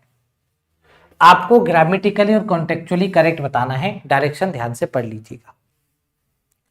बी नंबर, अब इसका क्या दिक्कत है इसको भी मैं आपको क्लियर कर देता हूं क्योंकि ये एग्जाम में आएगा ही आएगा। बी नंबर, आ नंबर, डी नंबर के बाद नाउन प्लूरल आता है, आ नंबर के बाद भी नाउन प्लूरल आता है। कहानी चेंज होती है वर्ब से। कैसे सर? आर्टिकल डा जो है, आर्टिकल दा जो है वो डेफिनेट आर्टिकल होता है। डेफिनेट मतलब डेफिनेट है, फिक्स है। आर्टिकल दा क्या है? फिक्स है। फिक्स है तो फ्लक्चुएशन नहीं आएगा, फ्लक्चुएशन नहीं आएगा तो वर्ब सिंगुलर होगी। आर्टिकल ए क्या है? इनडेफिनेट है, फिक्स्ड नहीं है, फ्लेक्सिबल है, नंबर चेंज होंगे, नंबर चेंज होंगे तो वर्ब क्या आएगा? प्लूरल आएगा। बात खत्म। तो द नंबर है, फिक्स्ड है, तो वर्ब जब भी आएगी सिंगुलर आएगी, बिल्कुल सही है। और इसके बाद देखो वर्ब की थर्ड फॉर्म है, कैसे चेक करोगे एग्जाम में बैठे बैठे, ऐसे चेक करोगे, दी नंबर आ गया, सर ने कहा था इसके बाद नाउन प्लूरल आता है, हाँ प्लूरल आ गया। दी नंबर है, आर्टिकल दा मतलब डेफिनेट मतलब फिक्स है, फिक्स है तो वर्ब भी फिक्स है, सिंगुलर है। उसके बाद थर्ड फॉर्म है, आर्टिकल एक किसके लिए आया होगा, आ रिकॉर्ड के लिए आया होगा, ठीक है। हाई दिस ईयर, कोई दिक्कत नहीं है, बिल्कुल सही लग रहा है, ए सही हो जाएगा। आगे बढ़े, आ नंबर आ गया, इसके बाद प्लूरल चाहिए, हाँ प्लूरल है। आ नंबर के लिए वॉज क्या कर रहा है, आ नंबर का मतलब इनडेफिनिट है, मतलब नंबर चेंज हो रहे हैं, तो भाई प्लूरल वर्ब लगा। ये ले भाई, बी में एरर आ गई। सम आ गया, वर्ब पे चलो, ओ सॉरी, सम आ गया, तो आपको अभी अभी मैंने बताया सम और मोस्ट में अनकाउंटेबल नाउन और काउंटेबल नाउन को देखो। तो आपने देखा ज्वेलरी, तो ज्वेलरी जो होती है वो अनकाउंटेबल नाउन है, जैसे इक्विपमेंट है ऐसे ज्वेलरी है, ज्वेलरी को आप गिन नहीं सकते। तो इसका मतलब ये है कि ये जो है भाई ये आपका अनकाउंटेबल नाउन है, तो ये तो सिंगुलर होता है। अगर ये सिंगुलर होता है तो यहां पर वर्ब क्या कर रहा है, यहां पर वोज आएगा। ले भाई डी भी गलत हो गया, ए आंसर आ गया, बात खत्म। अब आप देख लो मैंने कितने क्वेश्चन लिखे थे, मैंने 30 क्वेश्चन लिखे थे, 8 क्वेश्चन पे अपन है, हर एक क्वेश्चन में 3 से 4 कंसेप्ट हो रहे हैं, 32 कंसेप्ट कम से कम यहां पर हो गए। मेरी क्लास में क्वेश्चन देख करके आप लोग ये नहीं बोल सकते 30 क्वेश्चन है 30 कंसेप्ट होंगे, उसको 3 या 4 गुना कर लीजिए, उतने कंसेप्ट आपको एक ही क्लास में मिल जाएंगे। अगला क्वेश्चन आपके सामने ये रहा।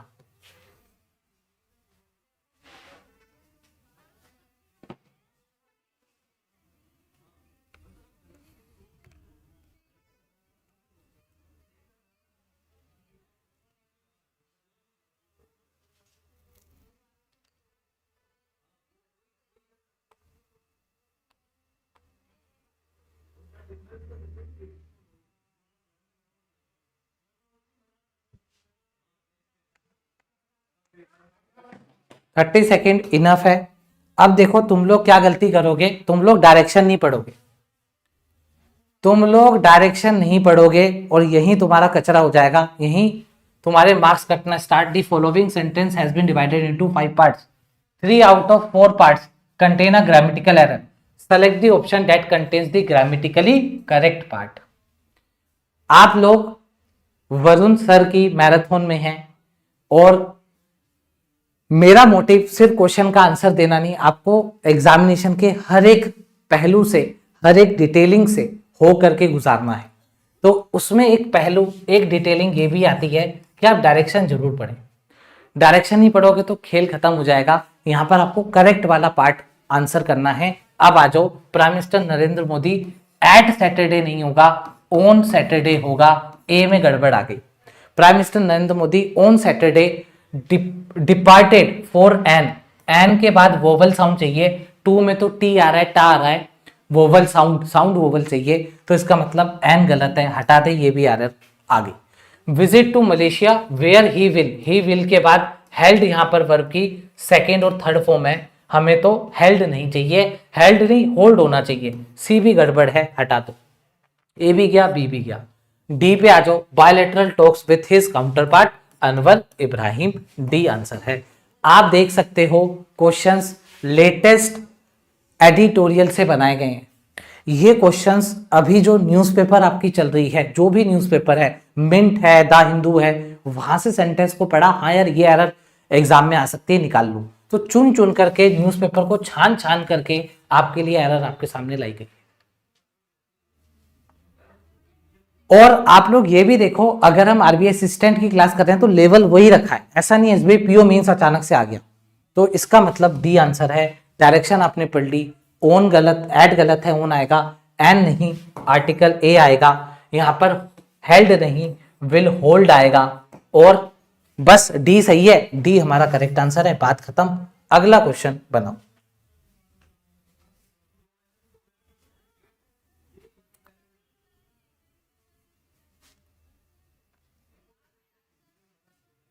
भाई साहब जो टीम तैयार हुई है ना, 2 साल लगे टीम को तैयार होने में, लेकिन अब जो टीम तैयार हुई है ना,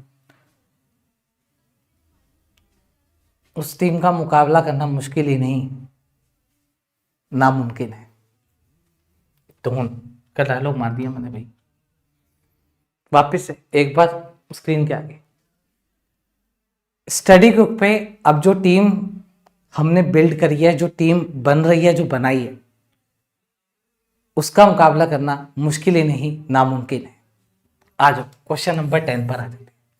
देखो मैंने आपको जो चीज करवाई थी क्वेश्चन नंबर 1 में, आप माइंडसेट देखो क्या माइंडसेट है क्वेश्चन का सीक्वेंस सेट करने के पीछे। क्वेश्चन के सीक्वेंस सेट करने के पीछे का माइंडसेट देखो।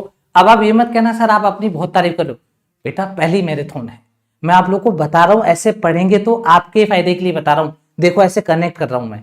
पहले ही क्वेश्चन में मैंने आपको बताया था हार्डली आते ही क्या चेक करना है, हेल्पिंग वर्ब है या नहीं है। नहीं है हेल्पिंग वर्ब, मतलब ये गलत है। क्यों? क्योंकि सर आपने बताया था एडवर्ब होता है और एडवर्ब के आसपास हेल्पिंग वर्ब चाहिए होती है। ठीक है, थोड़े गुणगान मुझे गाने पड़ेंगे क्योंकि आपके भले के लिए मैं आप लोग को माइंडसेट बता रहा हूं। क्लास अगर लेनी है तो कैसे लेनी है, कैसे आपका बेनिफिट होगा। आपने पहले क्वेश्चन में पढ़ा, यहां इंप्लीमेंट हो गया। उसके बाद आप जाओगे थर्ड फॉर्म पर। थर्ड फॉर्म है, हाँ है।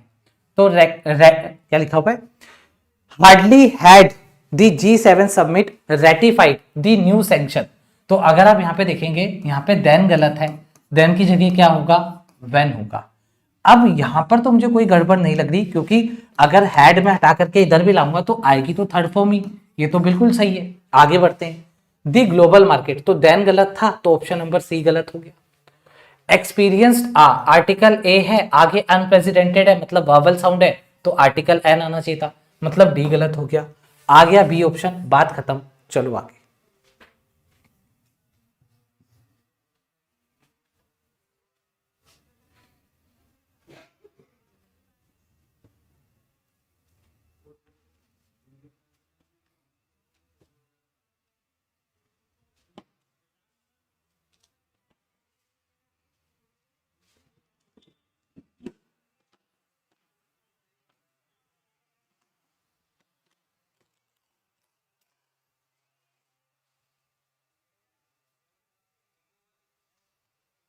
चलिए आ जाइए, उसको बनाते हैं।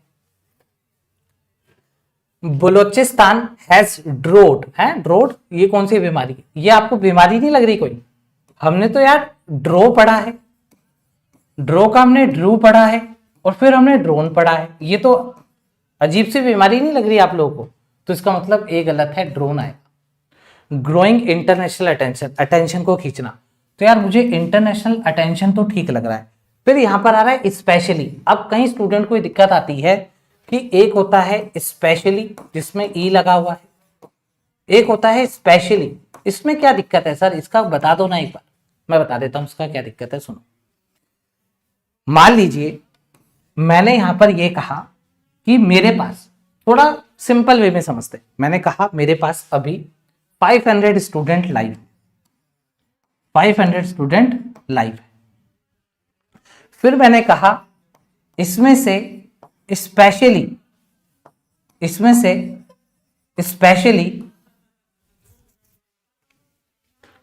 300 कह रहा हूं,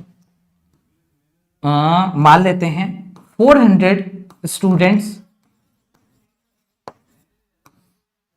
400 स्टूडेंट्स न्यू है। ठीक है, अब मैं यहां पर इन 400 में से स्पेशली, अब देखो मैंने अब ई वाला स्पेशल लिखा है, स्पेशली फॉर दोज 400 स्टूडेंट्स। अब मैं यहां पे आगे लिखूंगा recommended to subscribe the channel. इस तरीके से मैंने सेंटेंस बनाया। अब मैंने क्या करा, मैंने पहले एक कैटेगरी बनाई, तो जब मैंने एक ही कैटेगरी बनाई तो मैंने उसके लिए स्पेशली वर्ड लगाया। अब मैं इस कैटेगरी के और अंदर जा रहा हूं तो मैंने स्पेशली लगाया। तो इसका मतलब यह है जब हम सब कैटेगरी की बात करते हैं तब हम ई स्पेशली लगाते हैं। अब इधर आ जाओ, इस केस में क्या बनेगा सुनिएगा। Balochistan has drawn growing international attention especially as the. तो अब आपने देखा कि आप बात कर रहे हो स्पेशली किन चीजों की, मतलब आप क्या कर रहे हो, आप सब कैटेगरी के अंदर जा रहे हो। आपने कहा इस especially as the 60 billion China Pakistan economic corridor. तो इसका मतलब आप किसी चीज के अंदर स्पेशली जा रहे हैं, तो इसका मतलब ये हो गया कि यहां पर ई स्पेशली सही है। तो किसी चीज के अंदर जाना, अंदर तक जाना, तो उसको अपन ई स्पेशली से डिनोट करते हैं। किसी भी चीज को ऊपर ऊपर से बताना, उसके लिए हम स्पेशली यूज करते हैं। मैं इसके लिए 2-3 क्वेश्चंस और बना दूंगा, डोंट वरी, ठीक है। अगर आपको भी कच्चा पक्का है कोई बात नहीं, और इसके क्वेश्चंस आ जाएंगे। अभी के लिए आप ये मान सकते हो कि अगर हम डिटेल में जा रहे हैं, पर्टिकुलर एग्जांपल दे रहे हैं, तो हम ई स्पेशली लगाते हैं। मतलब यहाँ पे ई स्पेशली सही है, बी सही है। आगे बढ़िए, 60 बिलियन, अच्छा, चाइना पाकिस्तान इकोनॉमिक कॉरिडोर। अब इसमें क्या है, इस क्वेश्चन को सुनिएगा। इस क्वेश्चन में क्या दिक्कत है? इस क्वेश्चन में दिक्कत ये है कि यहां तक तो हमें समझ में आ गया कि ये वाली जो चीज है गलत है। क्या हो गया? ये वाली जो चीज है गलत है। यहां पे क्या आएगा? ड्रोन आएगा, ठीक। ए में एरर आएगा। बी में इस पे डाउट है आप लोग को, अभी इसको स्किप करो आगे। देखो 60 बिलियंस, पहली बात, ये जो बिलियन है, ये जो मिलियन है, ये जो 100 है, 100 है, ये जो 1000 है, अब आप इसको समझना, और करोड़ है। अगर मैं आपको कहूं कि इसकी प्राइस करोड़ों में होगी तो हम करोड़ बोलेंगे। मैं कहूं इसकी प्राइस 10 करोड़ है तो क्या मैं 10 करोड़ों बोलूंगा? सिर्फ 10 करोड़ ही बोलूंगा। तो इसका मतलब जब इन न्यूमरल नाउन के पहले, न्यूमरल नाउन कौन से? जो पैसों में आते हैं, इसको आप पैसों से गिन लो, जो पैसों में आते हैं। तो करोड़ भी पैसों में आता है, बिलियन, मिलियन, 100, 1000 सब पैसों में आते हैं। तो अगर इनसे पहले आपने कोई डिजिट लगा दी तो आप इसका प्लूरल मत करो। तो ये पैसों में आता है बिलियन, इसके पहले आपने 60 लगा दिया तो आप इसका प्लूरल मत करो। आई बात समझ में? क्योंकि न्यूमरल नाउन है। अब कहीं स्टूडेंट ये कंसेप्ट पता है किस में लगा देते हैं? ये कंसेप्ट डेज में भी लगा देते हैं। डेज, मंथ, वीक्स, ये क्या पैसों में आते हैं? क्या डेज ऐसे बोलते हो कि यार मैंने ना इतने डेज कमाए, डेज नहीं, मैंने इतने पैसे कमाए। पैसों में क्या आता है? पैसों में बिलियन, मिलियन, 100, 1000, करोड़, यही आता है। डेज, मंथ पैसों में तो नहीं आते ना। तो इसका मतलब इसमें रूल नहीं लगेगा। ये रूल सिर्फ किस में लगता है? पैसों में लगता है, जहां पे पैसे आते हैं, ठीक है, पैसे वाले जो नाउन होते हैं। अब हालांकि मैं इन नाउन का यूज स्टूडेंट के लिए भी कर सकता हूं। मैं ये भी बोल सकता था 60 बिलियन स्टूडेंट्स, लेकिन बिलियन वर्ड जो है पैसों में भी तो आता है। जो न्यूमरल नाउन पैसों में आता है, ये ट्रिक है, कंफ्यूज नहीं होंगे आप इससे। जो न्यूमरल नाउन पैसों में आता है, आप उसके साथ ये रूल याद रखेंगे। और इसके साथ साथ आप एक डजन वाला और एक स्कोर वाला ये और ऐड ऑन कर लेंगे बस। डजन और स्कोर, डजन पैसों में नहीं आता, लेकिन डजन के साथ भी यही रूल लगता है। स्कोर का मतलब कोड़ी, एक कोड़ी में 20 यूनिट होती है, कोड़ी के भाव मिल रहा है। कोड़ी के भाव मिल रहा है मतलब 20 यूनिट एक साथ मिलती है 1 रुपए में, तो कोड़ी के भाव मिलता। तो डजन और स्कोर के साथ भी यही रूल लगेगा जो पैसों वालों के साथ लगता है। डेज, मंथ, वीक वो बात अलग है। और इसका एक रूल होता है पूरा, जब आप मुझसे नाउन चैप्टर पढ़ोगे डिटेल में पढ़ाऊंगा। अभी के लिए एक आइडिया दे रहा हूं। तो यहाँ पे बिलियन है, बिलियन के पहले 60 है तो एस नहीं आएगा, तो मतलब सी भी गलत है। Economic corridor passes through dam. अब यहाँ पे डैम, जब भी आपको डैम दिखेगा ऐसे तो आप चेक करोगे डैम किसके लिए है? डैम दे के लिए आया होगा। यहाँ पे दे कौन है? तो देखो Balochistan has drawn growing international attention. Balochistan attention खींच रहा है, स्पेशली कब खींच रहा है? जब उसने देखा $60 billion China Pakistan economic corridor को पासेस थ्रू डैम, वो पास कर गया। पासेस थ्रू डैम मतलब इसका मतलब डैम नहीं आएगा, बलूचिस्तान इक्वल है, सिंगुलर है तो इट आएगा। इसका मतलब डी में भी एरर है। तो यहाँ पे जो एरर बनी, जो करेक्ट सेंटेंस बना, पार्ट बना, वो बी बना। ये टफ था, आप इसको स्किप कर सकते थे, है ना। ये टफ था, एग्जाम में भी अगर ऐसा कुछ होगा तो हम स्किप कर देंगे। यहाँ पर आपको सीखने को क्या मिला? यहाँ पे सीखने को मिला ये वर्ब, ऐसी वर्ब एग्जामिनर देगा जो गलत होगी, डिक्शनरी में होती नहीं है, पता लग जाती है ये वर्ब ऐसी आ सकती है। दूसरा, ये वाला कंसेप्ट एग्जामिनर जरूर देगा, आपने ये सीखा। दूसरा, जब भी डैम आए तो चेक करो डैम किसके लिए आ रहा है, थ्रू इट आएगा। इसका मतलब ये है इतना पैसा बलूचिस्तान से होकर के गुजरा है, इतना पैसा बलूचिस्तान से होकर के गुजरा है। तो बलूचिस्तान से होकर के गुजरा है ना, पासेस थ्रू इट, बलूचिस्तान के अंदर से गुजरा है, पास होता हुआ इतना पैसा। तो इसका मतलब इट आएगा ना भाई, इट इसलिए आ गया। बाकी सब कुछ सही है। स्पेशली और ई स्पेशली में एग्जामिनेशन में मैंने आज तक एरर नहीं देखी, फिर भी मैं इसको डिटेल में आप लोग को करवा दूंगा, डोंट वरी। अभी के लिए इतना ही, मतलब क्लास इतनी, ये क्वेश्चन इतना ही। आगे बढ़ते हैं, इसको बनाओ।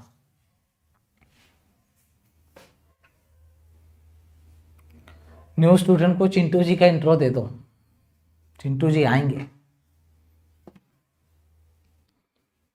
सबको इंट्रो देंगे वो एक बार फिर से। क्या पता चिंटू जी बैच आ जाए। 8 नंबर क्वेश्चन में। अच्छा,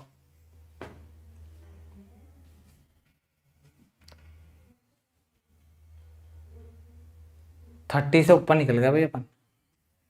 आ जाओ, देखिए ये तो बहुत सिंपल है। आर्टिकल ए लिखा है तो थर्ड्स नहीं होगा, थर्ड होगा, मतलब ए में एरर है, हटाओ इसको। फिर आ military AI submit agreed with Thursday, तो यार आ मिलिट्री कोई दिक्कत नहीं है। एआई एग्रीड विथ थर्सडे, यार ये विथ थर्सडे क्या होता है? थर्सडे के साथ कौन एग्रीड होगा? एग्रीड ऑन थर्सडे होना चाहिए था, मतलब बी में भी गड़बड़ आ गई भाई। To a deceleration on how to, अच्छा हाउ टू है तो टू के बाद ये एस तो कभी जिंदगी में नहीं आएगा, ये भी गलत है। Deployment of the technology in warfare, ये बिल्कुल सही है, डी आंसर, क्योंकि हमारे को करेक्ट वाला पार्ट बताना है। क्लियर, डी ऑप्शन का करेक्ट है। कंसेप्ट आप लोग को समझ में आ रहा है, क्वेश्चन का लेवल बढ़िया लग रहा है, तो चैट में फायर वायर ग्रीन कलर की चीजें फेंकते रहो और क्वेश्चन उड़ाते जाओ।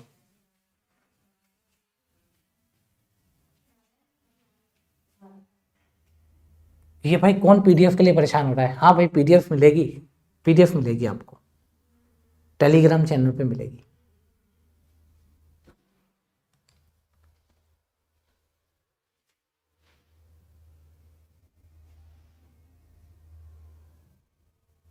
एनोटेटेड पीडीएफ दूंगा मैं कंप्लीट।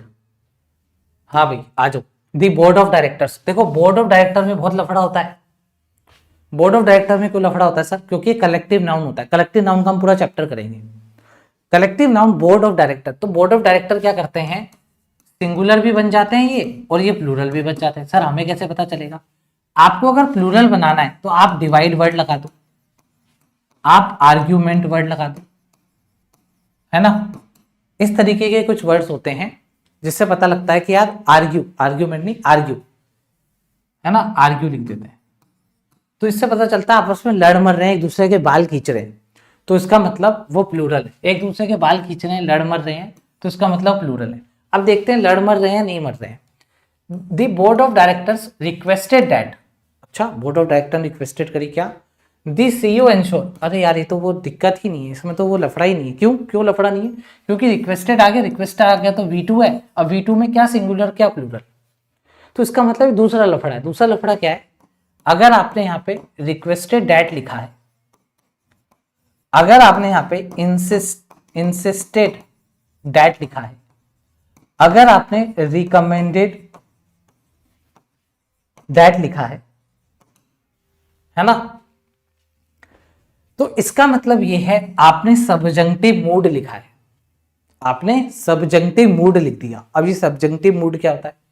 ये है ना बहुत दिक्कत करता है।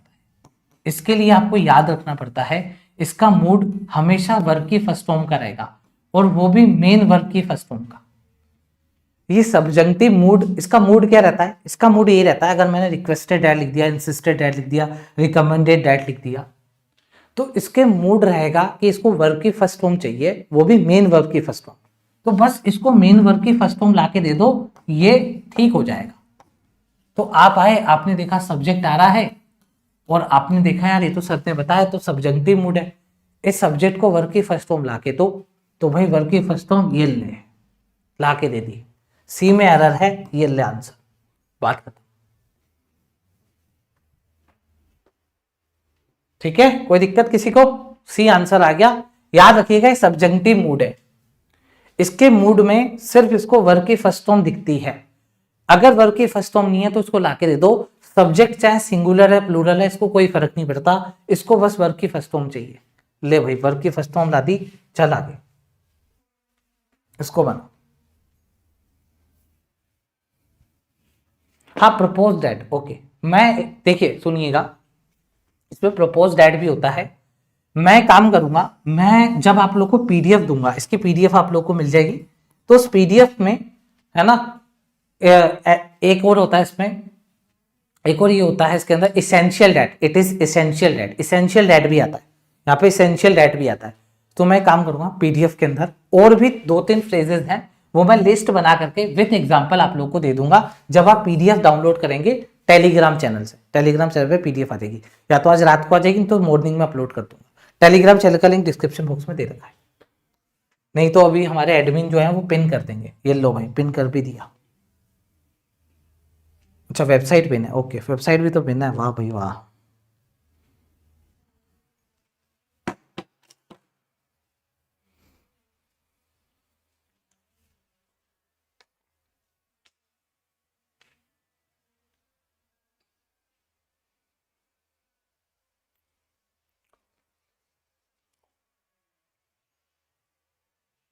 चलिए ये क्वेश्चन आया 14 नंबर क्वेश्चन।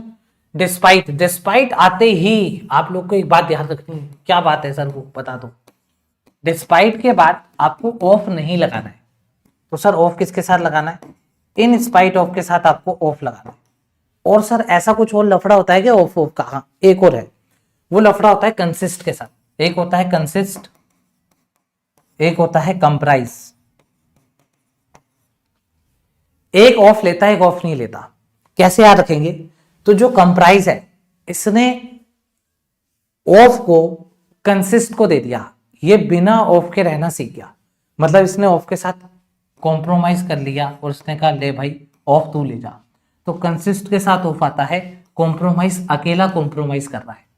ठीक है, तो जो कंप्राइज है, कंप्राइज पढ़ेंगे, जो कंप्राइज है वो अकेला कॉम्प्रोमाइज कर रहा है। ये ट्रिक है, कंप्राइज अकेला कॉम्प्रोमाइज कर रहा है और कंसिस्ट ऑफ के साथ अपनी जिंदगी जी रहा है।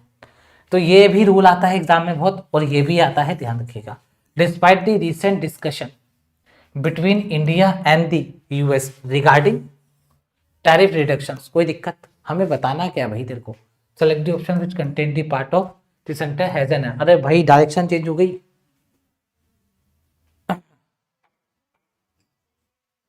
डायरेक्शन चेंज हो गई, पता ही नहीं चला। आपने देखा या नहीं देखा?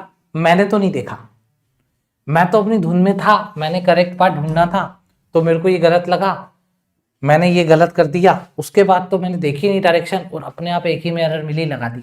आप लोग डायरेक्शन देखिए, अब डायरेक्शन चेंज हो गई है। अब आपको एक पार्ट ढूंढना है जिसमें एरर है। तो ए सही है, बी सही है, सी सही है। सेवरल, ट्रेड, बैरियर्स, सेवरल आया है तो बैरियर्स भी आ गया, सही है। रिमेन, क्योंकि बैरियर्स प्लूरल है, remain. Unresolved, unresolved as a adjective की तरह यूज हुआ है, क्योंकि रिमेन के बाद या तो नाउन फ्रेज या तो एडजेक्टिव आता है। मतलब सब कुछ सही है, तो आपका आंसर ई होना चाहिए। सब कुछ सही है तो आपका आंसर ई होना चाहिए। आई होप आप लोगों ने डायरेक्शन देख ली होगी। अगला क्वेश्चन,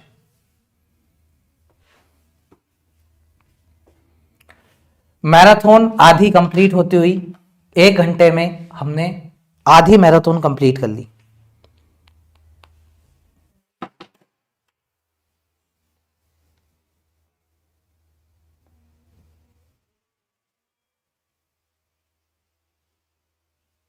आपके बैच में ग्रामर है क्या? ग्रामर भी है, रीडिंग भी है, सब कुछ है। हाफ मैराथन का 15 क्वेश्चन, मैराथन का half question 15 question. In a recent interview, कोई दिक्कत? इन अ रीसेंट इंटरव्यू में कोई दिक्कत नहीं है सर, ये सही है। बिल गेट्स एडमिटेड दैट, अरे वाह क्या एडमिट करा इसने, ही रेग्रेट्स। अब देखो ये मत सोचना सर ये भी वही है क्या, हो सकता है तुम सोच लो सर ये भी वही है क्या, सब्जेक्टिव मूड नहीं, बिल गेट का सब्जेक्टिव मूड नहीं है, सब्जेक्टिव मूड बिल गेट्स का नहीं है। एडमिटेड दैट नॉर्मल फ्रेज है, ये सब्जेक्टिव मूड में नहीं जाएगी। तो कोई भी चीज आए तो सोच मत लेना सब्जेक्टिव मूड में, इसलिए कह रहा हूं पीडीएफ दूंगा, जो फ्रेजेस दूंगा उसी को याद करना, उतनी याद करना। तो इसका मतलब सब्जेक्टिव मूड नहीं है, तो फिर क्या दिक्कत है? जब भी आप रेग्रेट लगाओगे, जब भी आप रेग्रेट की कोई सी भी फॉर्म लगाओगे, तो इसके बाद अगर आप वर्ब लगाओगे तो वर्ब की आईएनजी फॉर्म लगाओगे, आप टू के बाद वर्ब की फर्स्ट फॉर्म नहीं लगाओगे। सर ऐसा और कुछ होता है क्या? हाँ होता है, अवॉइड होता है, अवॉइड होता है। अवॉइड तुमने पढ़ लिया था, अवॉइड के अंदर धीरे से हमने रेग्रेट को ऐड कर दिया, तुम्हें अवॉइड याद रह गया, अब धीरे धीरे रेग्रेट भी याद रह जाएगा। अवॉइड के बाद भी आप टू और वर्ब की फर्स्ट फॉर्म नहीं लगा सकते, नहीं लगा सकते। अवॉइड के बाद क्या आता है सर? फिर अवॉइड के बाद वर्ब की आईएनजी फॉर्म आती है, अगर आप लोगों ने एसबीआई पीओ का मॉक टेस्ट देखा है, मैंने इसी चैनल पे कराया है, आरबीआई असिस्टेंट का मॉक टेस्ट देखा है, इसी चैनल पे करवाया है, दोनों में अवॉइड के कंसेप्ट कराए हैं। आज अवॉइड हटा करके रेगरेट डाल दिया, मतलब टू हटा करके स्पेंडिंग डालना पड़ेगा। सी में एरर है, बात खत्म। बाकी every minute with Jeffrey, Jeffrey है ना, जेफरी एप्स्टीन। अरे यार ये एप्स्टीन मुझे कुछ बात याद दिला रहा है, कहीं ये वो एप्स्टीन वही तो नहीं है? बहुत लेटेस्ट कंटेंट है यार, ये तो एप्स्टीन वाला एप्स्टीन तो नहीं है। लो भाई 15 क्वेश्चन आप लोगों के हो गए। अब आप मुझे करेंगे क्लास, मैं कहीं नहीं जा रहा, बस ये बताओ क्लास में जो सीक्वेंस था, जो पैटर्न्स थे, जो लेवल था, लगा ना आरबीआई असिस्टेंट का लेवल है, लगा एसबीआई क्लर्क का लेवल है, और जो कंटेंट है क्या कहीं से भी लगा एआई जनरेटेड है? कंटेंट में कंसेप्ट, डीपनेस, कितना कुछ आपको इन 15 क्वेश्चन में सीखने को मिला। मैं 15 क्वेश्चन को अगर एवरेज भी मैं 3 ले लूं तो हम 45 कंसेप्ट सीख चुके हैं अभी तक। अब स्टार्ट करने से पहले हो सकता है कुछ स्टूडेंट अभी अभी जुड़े हैं, तो बस मैं इतना कहना चाहूंगा कि अब मेरे सारे पेड कोर्स, जितने भी मेरे पेड कोर्स हैं, अभी जो पेड कोर्स है, एक ही पेड कोर्स मेरा अभी चल रहा है, मंजिल बैच 2026। इसमें आगे आने वाले सारे एग्जाम आएंगे। कहाँ मिल रहा है? अब आपको सारे कोर्सेज स्टडी क्यूब पे मिलेंगे। ये हमारी वेबसाइट है, इस वेबसाइट के ऊपर अभी मिलेंगे। एप्लीकेशन आते ही जो आप वेबसाइट पे बाय करेंगे, वेबसाइट पे देखेंगे, वो एप्लीकेशन में भी दिखेगा। डिस्क्रिप्शन बॉक्स में लिंक है, कोर्स लेना है आप इसमें जाके ले सकते हैं। 13 तारीख से क्लास स्टार्ट है, 13 तारीख को हमारी पहली क्लास होगी। मैं इसके अंदर ग्रामर जीरो से, बिल्कुल आपको ये भी नहीं पता ईएस और एस सिंगुलर है प्लूरल, वहां से उठा करके मीन्स तक लेकर के जाऊंगा। अब कुछ स्टूडेंट ये भी होंगे, कहेंगे सर हम ये क्यों पढ़े, हमें तो आता है। तो भाई मैंने जो शेड्यूल है वही ऐसा बनाया है, पूरी इंडस्ट्री में वो शेड्यूल अभी तक नहीं है। आपको पता है मैं स्टूडेंट्स के गैप फिल करता हूं, मुझे पता है मेरे पास जीरो वाला स्टूडेंट भी है, मेरे पास ऐसा भी स्टूडेंट है जिसका प्री निकल रहा है, मीन्स नहीं निकल रहा। तो मैंने शेड्यूल कुछ इस तरीके से डिजाइन करा है। शेड्यूल में बताऊंगा 13 तारीख को, या 13 तारीख से पहले क्लास लूंगा, उसमें बताऊंगा, जिसमें आप लोग स्टार्टिंग से ही 13 तारीख से जैसे ही मैं पढ़ाऊंगा, आप लोग मेंस के लिए भी पढ़ेंगे, आप लोग जीरो के लिए भी पढ़ेंगे, सब कुछ बताऊंगा। बस आप लोग ट्रस्ट करो, बिलीव करो, ये बैच पूरी इंडस्ट्री का इंग्लिश को लेकर के एक सिस्टमेटिक बैच होगा, जिसके बाद सभी के शेड्यूल, सभी के जो कंसेप्ट हैं, जो कराने का तरीका बदल जाएगा। क्योंकि इसमें कुछ इस तरीके की चीजें मैं आपके लिए लेकर के आने वाला हूं। मैं सारे गैप फिल करने वाला हूं, चाहे बिगिनर्स हैं, मेंस करना चाहते हैं, प्रैक्टिस करना चाहते हैं, सब कुछ एक बैच, मंजिल बैच। ऑफर आपके सामने है, क्यूआर कोड स्कैन कर लेना तो भी आप पहुंच जाओगे। अब ये क्या था? ये इंटरवल था, मूवी चलती है बीच में इंटरवल आता है, ये इंटरवल था। अब वापिस से मूवी स्टार्ट हो रही है। अब बचा है मूवी का सेकेंड हाफ पार्ट, देखो क्या हुआ, फिर क्लाइमेक्स आएगा।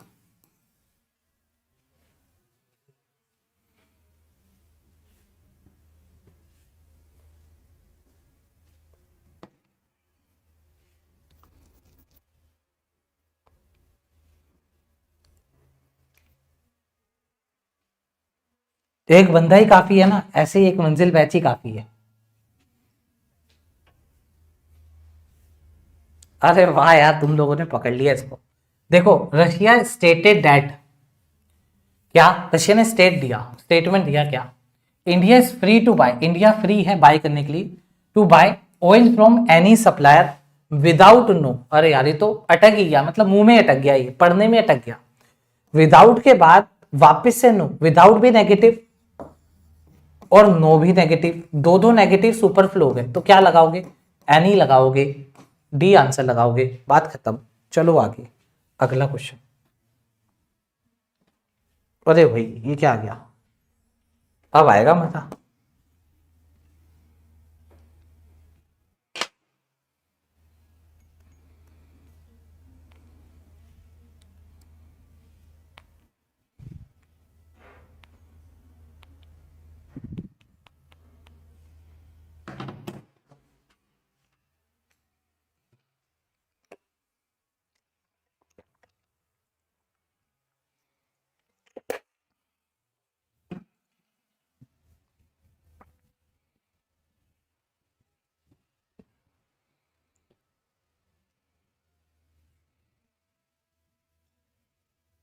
40 सेकेंड, आ जाओ। डायरेक्शन पढ़ा, डायरेक्शन क्या कहता है? Identify the sentence that is grammatically and contextually incorrect. Incorrect वाला आपको आंसर देना है, ठीक है। The committee has submitted its report, कोई दिक्कत? कमिटी ने सबमिट करी अपनी report regarding the bilateral security pact with France, कोई दिक्कत है क्या? कमिटी है, कमिटी ने मिलकर के सबमिट करी, लड़ाई झगड़ा तो नहीं है? नहीं, कोई लड़ाई झगड़ा नहीं है, मतलब ए तो सही है। PM Modi digital initiative, PM Modi का कोई डिजिटल इनिशिएटिव आया भाई? हैज रीच्ड, अच्छा वाह, देखो रीच्ड और अराइव्ड, इसको समझना। रीच्ड के बाद आप है ना प्रेपोजिशन नहीं लगा सकते, और अराइव्ड के साथ आप लोग प्रेपोजिशन लगाते हो। रीच्ड के साथ हम प्रेपोजिशन नहीं लगा सकते, अराइव्ड के साथ आप लोग प्रेपोजिशन लगाते हो। आपने जैसे ही रीच देखा तो आपके दिमाग में बात आ जानी चाहिए, रीच के बाद प्रेपोजिशन नहीं आता, अराइव के साथ आता है, रीच के साथ प्रेपोजिशन तो नहीं आ रहा, मतलब सही है। Has reached even the most remotest, EST और उसके बाद मोस्ट, इसका मतलब डबल सुपरलेटिव डिग्री हो गया, काम खराब हो गया। एरर वाला ऑप्शन देना था, एरर वाला ऑप्शन यही है, यही मेरा आंसर होगा, पर सब पढ़ लेता हूं। नाइदर के बाद एक सब्जेक्ट आता है, हाँ आ रहा है। नोर के बाद दूसरा सब्जेक्ट आ रहा है, हाँ आ रहा है। वर्ब के जो सबसे पास है उसके लिए वर्ब आती है, हाँ आ रही है। सबऑर्डिनेट्स प्लूरल है, वर आ रहा है। अवेयर के साथ ऑफ आता है। एग्जामिनर आपको अवेयर फ्रॉम लिख करके देगा, एग्जामिनर आपको अवेयर फ्रॉम लिख करके देगा। गलत है, गलत है, गलत है, अवेयर ऑफ होता है, फिक्स्ड प्रेपोजिशन का रूल। तो यहां पर एरर क्या है? यहां पर एरर क्या है? यहां पे एरर है नहीं, ऑफ सही है, वर सही है। क्यों? क्योंकि सेकंड सब्जेक्ट के अकॉर्डिंग, या जो इसके सबसे पास्ट में होगा, नियरेस्ट सब्जेक्ट होगा, उसके अकॉर्डिंग वर्ब आएगी, सी सही है। दी डाटा, अब डाटा सिंगुलर है प्लूरल है मैं कुछ कह नहीं सकता। दी रीसेंट ट्रेड वॉल्यूम, ये तो यार वही, अरे वाह, देखा पकड़े गए ना। यहां पर हमने थोड़ा सा अपने काम में चोरी करते हुए, हमने पहले भी ये सेंटेंस यूज करा, वापस कर दिया, ये होती है काम चोरी, थोड़ी सी करी है, ठीक है। देखो मैं बता भी रहा हूं हमने कहा काम चोरी करी है। तो बी यहाँ पे गलत है, इसका करेक्ट आंसर क्या हो जाएगा? ऑप्शन नंबर बी हो जाएगा। आई होप आप इतनी सी काम चोरी हमारी माफ करेंगे। आगे बढ़ जाते हैं, अगला क्वेश्चन। इत्तू सी, बिल्कुल इत्तू सी करिए।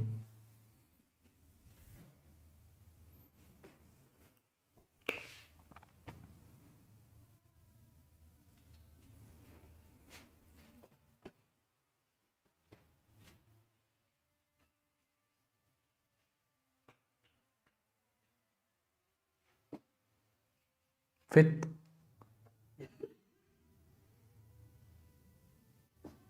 अगर आप छोटे प्लेस की बात करेंगे, छोटे प्लेस के लिए आप लोग एट लगाएंगे, बड़े प्लेस के लिए आप इन लगाएंगे। एक स्टूडेंट डाउट पूछ रहा है, मैं उनको बोल रहा हूं छोटा प्लेस है तो एट, बड़ा प्लेस है तो इन लगाएंगे आप। अब इधर आ जाओ, क्या कह रहे हैं? हाँ इनकरेक्ट, इनकरेक्ट, इनकरेक्ट ढूंढना है, आ जाओ। सेवरल फिनोमिना, अरे वाह, अरे नहीं, अरे हाँ, कैसे मैं बताता हूं। एक होता है फिनोमिना, एक होता है फिनोमिनन, फिनोमिनन। तो ये जो नन होता है ना, ये आपका सिंगुलर होता है। तो हमें सेवरल के बाद तो प्लूरल चाहिए, तो फिनोमिना प्लूरल है, मतलब यहां तक तो ठीक है। In the Arctic reason, have सही है क्योंकि फिनोमिना प्लूरल है, तो हैव ही आएगा। हैव के बाद third form alarmed scientist during the latest G7 summit, ए बिल्कुल सही है, ए में कोई दिक्कत नहीं। फिनोमिनन होता तो सिंगुलर होता तो गलत होता, सेवरल है, प्लूरल चाहिए, प्लूरल है, ठीक है, ओके। बी में आ जाओ। President Biden and his aides, मतलब उनकी जो अलाइज है उनकी बात हो रही है ना। हैव, क्यों? क्योंकि भाई बाइडेन भी हैं और उनके साथी भी हैं। अराइव्ड, देखा अराइव्ड के बाद एट आ गया। अब आप खुद देखो, फ्रेमिंग देखो आप क्वेश्चन की। मैंने यहां पर आपको पहले ही बता दिया कि जैसे ही रीज्ड आएगा आपके दिमाग में रीज्ड के साथ प्रेपोजिशन नहीं होता है, अराइव्ड के साथ प्रेपोजिशन आता है। जब आप ऐसे प्रैक्टिस करेंगे, ऐसे पढ़ेंगे, ऐसे क्लासेस में सीखेंगे, तो ऑटोमेटिकली आपको पता लग जाएगा कि यार क्या स्कोप आगे बन सकता है। तो आपने जैसे अराइव देखा, आपने फिर याद करा, रीच्ड के साथ प्रेपोजिशन नहीं आता, अराइव के साथ आता है एट, बिल्कुल सही है। At the venue for the high level meeting, मतलब बी भी सही है। प्रोसिक्यूटर इन चीफ, आपको पता है चीफ तो यार पोजीशन है, प्रोसिक्यूटर्स होगा ना, एस हटा दे, ये गलत है, आंसर आ गया सी ऑप्शन। अभी मैं एक क्लास खत्म भी नहीं किया हूं और आपके कंसेप्ट का रिवीजन स्टार्ट हो गया है। आपको मैंने यहां पर कमांडर्स करके कंसेप्ट कराया था, अभी उसका रिवीजन भी हो गया, एक ही क्लास में रिवीजन भी हो गया, बात ही खत्म। ईच ऑफ, अच्छा अब इसका कंसेप्ट क्या कहता है, इसका कंसेप्ट ये कहता है अगर आपने ईच लिखा, अगर आपने एवरी लिखा, तो एवरी कभी भी अकेला नहीं घूमता है, एवरी कभी भी अकेला नहीं घूमेगा। कभी अगर आपको एवरी अकेला दिख जाए तो आप उसको एक चाटा मारोगे, क्योंकि अकेला क्या कर रहा है, ठीक है, एवरी को अकेला नहीं छोड़ना है। एवरी के साथ कोई नाउन दो भाई, कोई तो नाउन दो। एवरी अकेला दिखते ही आपको उसके मुंह पे सीधा एक चांटा मार देना, बोलना भाई अकेला कैसे घूम रहा है। लेकिन ईच अकेला घूम सकता है, क्यों, क्योंकि ईच प्रोनाउन भी होता है और ईच आपका एडजेक्टिव भी होता है, लेकिन एवरी एडजेक्टिव भी होता है, अकेला नहीं घूमेगा, एवरी के बाद कुछ तो। अब अगर आपने ईच लिखा और ईच के बाद आपने ऑफ लिखा, अगर आपने एवरी लिखा, एवरी अकेला घूमता नहीं है, एवरी के साथ कोई नाउन दो, नाउन क्या दो, या कोई प्रोनाउन भी दे सकते हो आप, नाउन या फिर प्रोनाउन भी दे सकते हो, कोई दिक्कत नहीं। जैसे आपने एवरीवन लिखा, अब आपने ऑफ लगा दिया, आपने ईच के बाद ऑफ लगा दिया, एवरीवन के बाद ऑफ लगा दिया, इसका मतलब आप कह रहे हो ईच ऑफ, तुम सब, तुम सब, तो तुम सब, सब मतलब नाउन प्लूरल, एवरीवन तुम सब लोग, नाउन प्लूरल, इसका मतलब ईच के बाद ऑफ लगते ही, एवरीवन के बाद ऑफ लगते ही नाउन प्लूरल हो जाते हैं। इधर आओ, each of noun plural, noun plural है, ईच का जो नेचर है वो सिंगुलर होता है, सिंगुलर आ रहा है, is required to sign the carbon emission reduction pledge. D बिल्कुल सही है, ए सही है, बी सही है, सी में गड़बड़ है, सी आपका आंसर हो गया। आई होप आपको क्रिस्टल क्लियर होगा, कोई दिक्कत किसी को, चलें आगे, चलें नेक्स्ट क्वेश्चन, उसको बनाओ।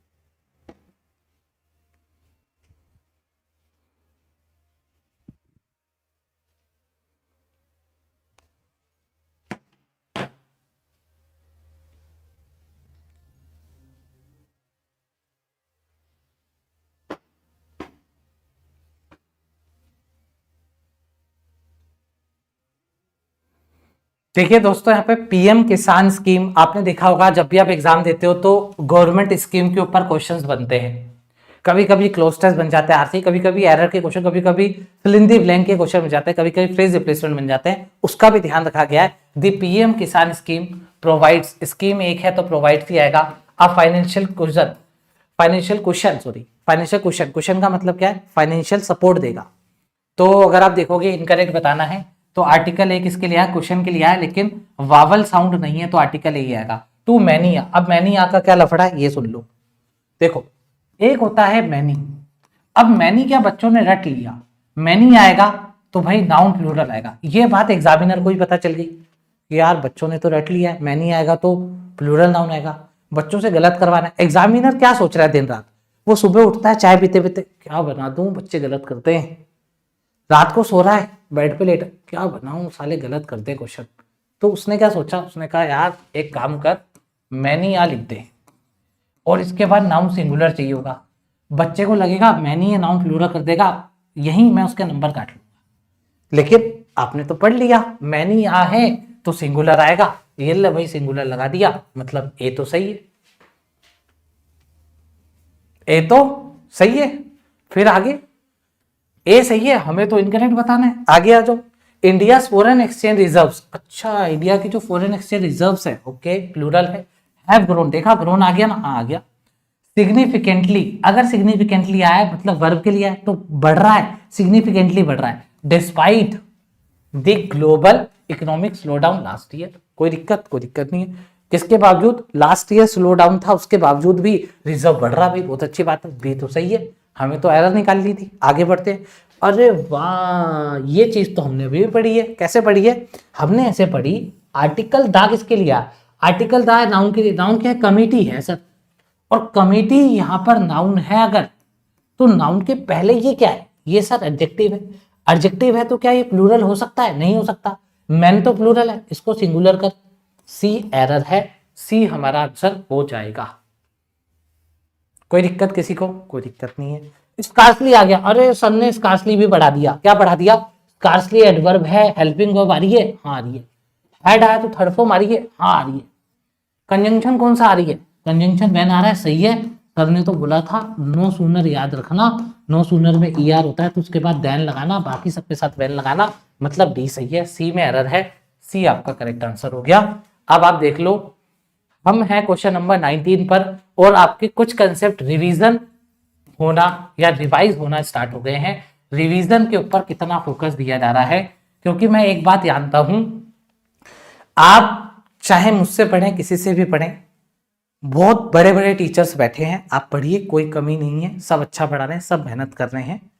लेकिन अगर आप रिवीजन नहीं कर रहे हैं तो आप चाहे आईबीपीएस बोलते हैं ना कि यार आईबीपीएस बोलते हैं, मान लो आईबीपीएस ने बोला ये एक्स वाई जेड टीचर है, आप इससे पढ़ो, यही पेपर बनाना है।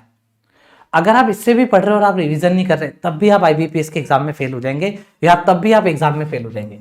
तो चाहे आईबीपीएस ही आपको टीचर क्यों ना दे दे, आपका काम है रिवीजन करना। और ऐसी लाइफ हो गई है स्टूडेंट की कि जीए, क्वांट, रीजनिंग, इंग्लिश, इन सबके बीच में स्टूडेंट फंस के रह गया है। वो बेचारा रिवीजन कैसे करेगा? तो रिवीजन कराना भी टीचर का ही एक पार्ट है, टीचर की रिस्पॉन्सिबिलिटी है। वो रिस्पॉन्सिबिलिटी मैं समझ रहा हूं, क्योंकि मुझे आपका सिलेक्शन चाहिए। मुझे लाइव भीड़ या मुझे यहाँ पर ऐसा नहीं दिखाना मेरे से इतने बच्चे पढ़ रहे, इतने नहीं, मेरे से इतने बच्चे पढ़ रहे हैं, मेरा रेशियो सिलेक्शन का ज़्यादा होना चाहिए। और वो सिलेक्शन का रेशियो मुझे पता है सिर्फ रिवीजन से आएगा। मैं चाहे कम पढ़ाऊंगा 2 कंसेप्ट, लेकिन रिवाइज करवा के भेजूंगा, जिससे कि उनके मार्क्स नहीं कटेंगे। तो यही है रिवीजन का एक नतीजा। आप देख सकते हैं मैराथन में ही आपके सामने रिजल्ट आपको दिख रहे हैं। अगला क्वेश्चन, ऐसे ही पेड बैच में, ऐसे ही एडिटोरियल में, वोकैब में, हर जगह ऐसे होगा। मेरा एम रिवीजन होगा। अच्छा, जब ये बात चल रही है, एक बात और मैं आप लोगों को बताता हूं, मैंने अपने मंजिल बैच के अंदर रिवीजन डे भी रखा है। और बोलो, हर वीक रिवीजन डे होगा। मतलब अभी जब हम स्टार्ट कर रहे हैं तब ही रिवीजन डे रख दिया। सोचो जब एग्जाम पास में आएगा तो हमें रिवीजन की इतनी दिक्कत नहीं होगी। हमने रिवीजन पहले ही करते हुए हम चलेंगे। रिवीजन डे तक मैंने एक फाइनल कर रखा है। आपको शेड्यूल दिखाऊंगा मैं बहुत जल्द, 13 तारीख को बैच स्टार्ट हो रहा है, उससे पहले दिखा दूंगा।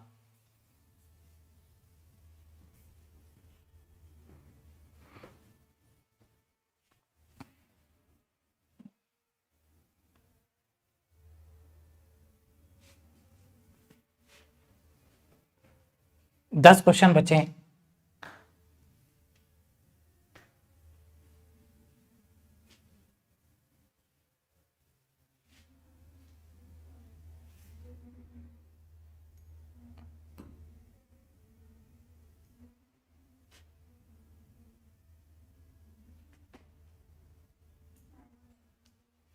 आ जाइए, देखिए न्यूज, न्यूज का क्या लफड़ा है मैं आपको बता देता हूं। न्यूज दिखने में लग रहा है ना प्लूरल है, लेकिन होता ये सिंगुलर ही है। लग रहा है प्लूरल है लेकिन होता सिंगुलर है, ठीक है। तो आपको ये बात पता होनी चाहिए। जैसे ही न्यूज आया आपका ध्यान जाना चाहिए वर्ब पे। तो वर्ब का है, वर्ब का है, अरे वर्ब वोज है, सही है। तो the news of the recent semiconductor deal with Taiwan, देख लो आर्टिकल में से डायरेक्ट सेंटेंस उठाए। अभी आपने देखा होगा डील चल रही है ताइवान के साथ सेमीकंडक्टर की, जिसके ऊपर लफड़ा चल रहा है। तो देखो उससे क्वेश्चन बन गया, widely circulated in the media. तो न्यूज है, न्यूज के बाद वोज है, widely circulated in the medium, sorry media, सही है। हमें क्या बताना है? हमें तो इनकरेक्ट बताना है। नोट ओनली, अब जब नोट ओनली आ गया तो देखो मैं इसको अच्छे से बताना चाहता हूं। आप सबको पता है सर नोट ओनली आया है तो हम जानते हैं सर आगे बट ऑल्सो आएगा। नोट ओनली आया तो आगे बट ऑल्सो आएगा। अब होता ये है कि अगर आप नोट ओनली लिख रहे हैं तो आप यहां पर एक सब्जेक्ट लिख रहे हैं और इस एक सब्जेक्ट के बाद आपने कोई वर्ब नहीं लिखी। आपने बट ऑल्सो लिखा, बट ऑल्सो के बाद आपने सब्जेक्ट नंबर 2 लिखा, फिर आपने कोई एक वर्ब लिखी। जैसे मैं बताता हूं कैसे। मैंने लिखा not only Riya but also, नहीं ऐसे नहीं, Diya is not only playing but also watching TV. अब प्लेइंग के यहां पर गेम भी लगा सकते हो आप लोग, गेम भी खेल रही है टीवी भी देख रही है, ऐसे बोल रहे थे। अब देखो इसमें फर्क क्या है, इसमें फर्क ये है, नोट ओनली के बाद आपने एक एक्शन लिख दिया, बट ऑल्सो के बाद आपने दूसरा एक्शन लिख दिया। लेकिन होता क्या है एग्जाम में कि जब आपको नोट ओनली दिखे और उसके बाद अगर आपको वर्ब दिखे और आपको बट ऑल्सो के बाद भी वर्ब दिखे, यहां पर क्या हो रहा था, जो मैंने आपको सेंटेंस लिख करके दिया, यहां पर आपने एक ही हेल्पिंग वर्ब लिखी, अब आपने एक्शन बताए दो दो, एक तो ये वाला एक्शन बताया, एक ये वाला एक्शन बताया, दो दो हेल्पिंग वर्ब तो नहीं है, नहीं है। अब इधर आओ, इधर आपने देखा एक हेल्पिंग वर्ब ये भी आ रही है और एक वर्ब ये भी आ रही है।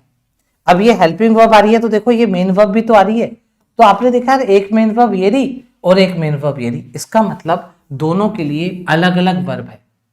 तो जब नॉट ओनली और बट ऑल्सो दोनों के लिए अलग अलग वर्ब हो, तब एक रूल याद रखिएगा, नॉट ओनली स्टार्टिंग में आ रखा है, इसका मतलब ये आपके पास नेगेटिव एडवर्ब है, ये आपके पास नेगेटिव एडवर्ब है।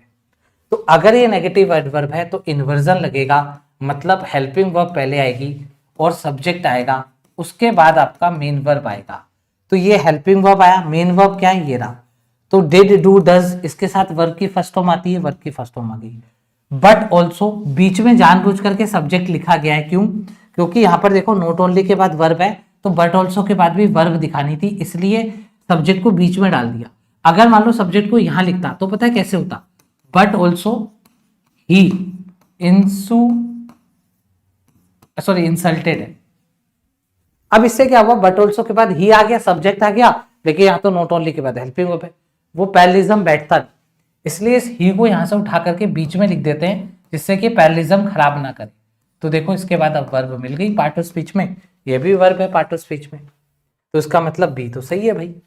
आगे बढ़ते हैं, सेवरल मेमोरेंडम, तो मेमोरेंडम गलत है, अगेन मेमोरेंडा होगा, तो सी वाला गलत हो गया, मतलब इसका आंसर सी आ जाएगा। डी को देखते हैं, if the government provides, if देखो इफ आ रहा है, प्रोवाइड्स आ रहा है, मतलब वर्ब में ईएस या एस लगा हुआ है, इसका मतलब आगे आपको विल और वर्ब की फर्स्ट फॉर्म चाहिए। तो आपने देखा आगे विल और वर्ब की फर्स्ट फॉर्म है, बात खत्म, सी आंसर है। कोई दिक्कत किसी को?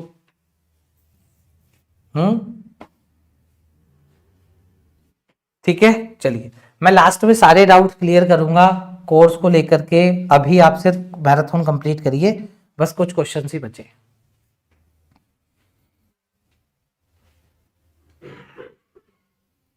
एकदम जीरो से बताएं, आप हिंदी मीडियम से तो फिर आपको मंजिल भाई शुरू से स्टार्ट करना पड़ेगा। एकदम यहाँ पे जीरो से कैसे बताऊं, बताओ।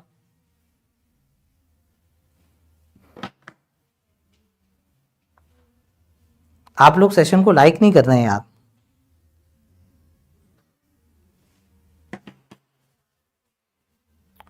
देखा, इर्रेगुलर वर्ब, इर्रेगुलर वर्ब का कमाल है। इर्रेगुलर वर्ब तो नहीं, अपन बोलेंगे गलत वर्ब का यूज करा गया।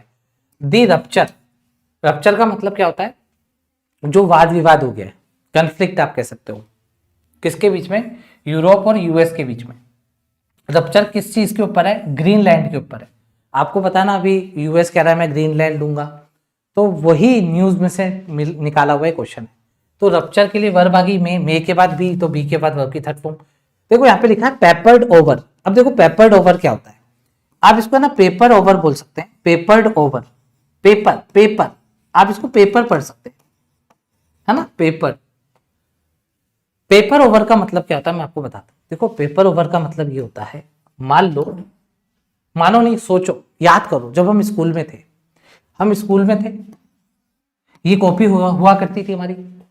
हमें मान लो कोई सब्जेक्ट बोरिंग लग रहा है, तो हम क्या करते थे, सारे पेज पलटते थे, यहाँ पे कुछ ड्राइंग बना रहे हैं, है ना, किसी को कुछ लिख रहे हैं, कोई दिल बना रहा है, दिल को काला कर रहा है, ऐसे कोई कॉइन रख करके नीचे पेपर के और यूं यूं कर रहा है, कॉइन छुप रहा है उसके ऊपर। तो अब हम जैसे देखते थे टीचर आ रहा है, हम उसके ऊपर पेपर ओवर करते थे, ये पेपर यूं कर देते थे, हाँ हम तो लिख रहे हैं, क्या पढ़ा रहे हो मैडम, अब हम तो लिख रहे हैं। तो हम क्या करते थे, पेपर ओवर कर देते थे। तो पेपर ओवर करने का मतलब क्या होता है, ग्लोस ओवर कर देना। अभी ग्लोस ओवर क्या होता है, ग्लोस ओवर का मतलब होता है कोई चीज को ढक देना। तो यहाँ पर ये कहा जा रहा है जो रप्चर है यूरोप और यूएस में, जो ग्रीनलैंड के ऊपर उनका रप्चर चल रहा है, जो लड़ाई झगड़ा चल रहा है, maybe paper over, maybe उसको ढका जा रहा है। But trust in the US has been irreparably broken. लेकिन जो ट्रस्ट है यूएस के ऊपर वो क्या हो रहा है, वो इररिपरेबली, मतलब ये रिपेयर नहीं हो सकता, वो ब्रोकन, ब्रोकन आएगा। क्यों आएगा भाई, हैज बीन, बिन के बाद वर्ब की थर्ड फॉर्म आती है, वर्ब की एनजी फॉर्म आती है, या फिर एडजेक्टिव आता है, और ये जो ब्रोक है ये वर्ब की सेकेंड फॉर्म है। तो इसका मतलब डी में एरर है। क्या सबको क्लियर है, कोई दिक्कत किसी को, बताइए। भाई ये कौन है, मैग्नस, भाई मैग्नस देखो, किसी के बारे में कोई उल्टा सीधा नहीं बोलेगा, ठीक है। आप जिनका नाम ले रहे हैं, एक टाइम पर उन्होंने मुझे बहुत सपोर्ट करा, आज भी करते हैं, ऐसी बात नहीं है। फालतू में अपन किसी के लिए नेगेटिव बात नहीं बोलेंगे, ठीक है। हम पढ़ेंगे मस्त, आपको जोक्स वगैरह करने आप करिए, लेकिन किसी पर्सनल किसी का नाम लेकर के मत करिए, ना आप हमको शोभा देता ना आपको शोभा देता, कुछ भी मत बोलिए, सिर्फ पढ़िए अपना मस्त। जोक्स वॉक्स क्रैक करने बहुत सारी चीजें हमारे पास, हम उससे कर सकते हैं, ठीक है भाई। तो पेपर ओवर का मतलब आप लोग समझ गए, पीछे कॉपी में लिखा, गुचुड़ मुचुड़ करा, टीचर आई पेपर ओवर कर दिया, उसको ढक दिया, तो पेपर ओवर कर रहे थे। आई होप आपको क्लियर होगा। चलो भाई आगे इसको बनाओ।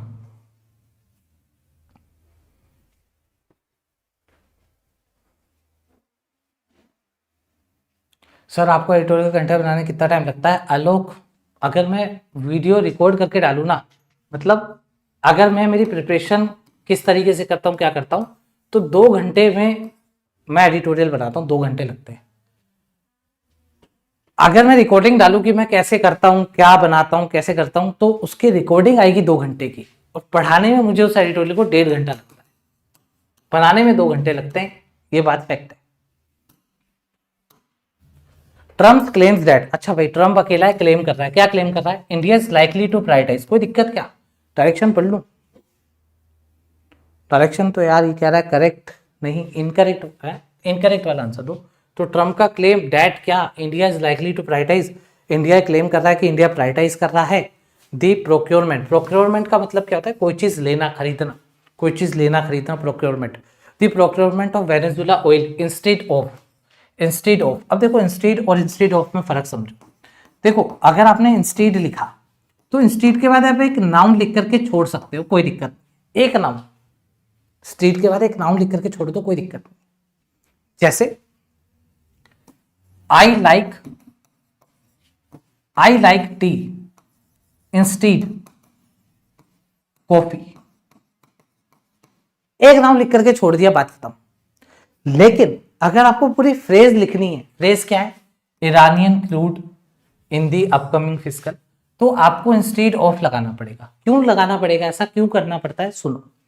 अगर आपने इंस्टेड लिख दिया सिर्फ, मान लो अगर आपने सिर्फ इंस्टेड लिखा, तो इंस्टेड आपका एक एडवर्ब होता है, और इसके बाद अगर आप नाउन फ्रेज लिख दोगे, तो भाई जो भी रीड करेगा उसको ये लगेगा कि यार इसने एडवर्ब लिखा है, आगे नाउन फ्रेज लिखी है, मतलब अभी इसकी वर्ब देगा, अब वर्ब देगा, अब वर्ब लिखेगा, और आप वर्ब लिखोगे नहीं आगे। तो इसका मतलब ये है, अगर आप आगे फ्रेज लिखे हो और आप उसकी वर्ब नहीं लिख रहे हो, तो भाई आप इंस्टेड ऑफ कर दो, इसको ऑब्जेक्ट बना दो, जिससे कि बेचारा जो पढ़ने वाला है उसको आगे वर्ब की तलाश ना रहे, वो समझ जाए इसने इंस्टेड ऑफ लिखा है, मतलब ऑब्जेक्ट लिख दिया, अब मुझे आगे वर्ब नहीं मिलेगी।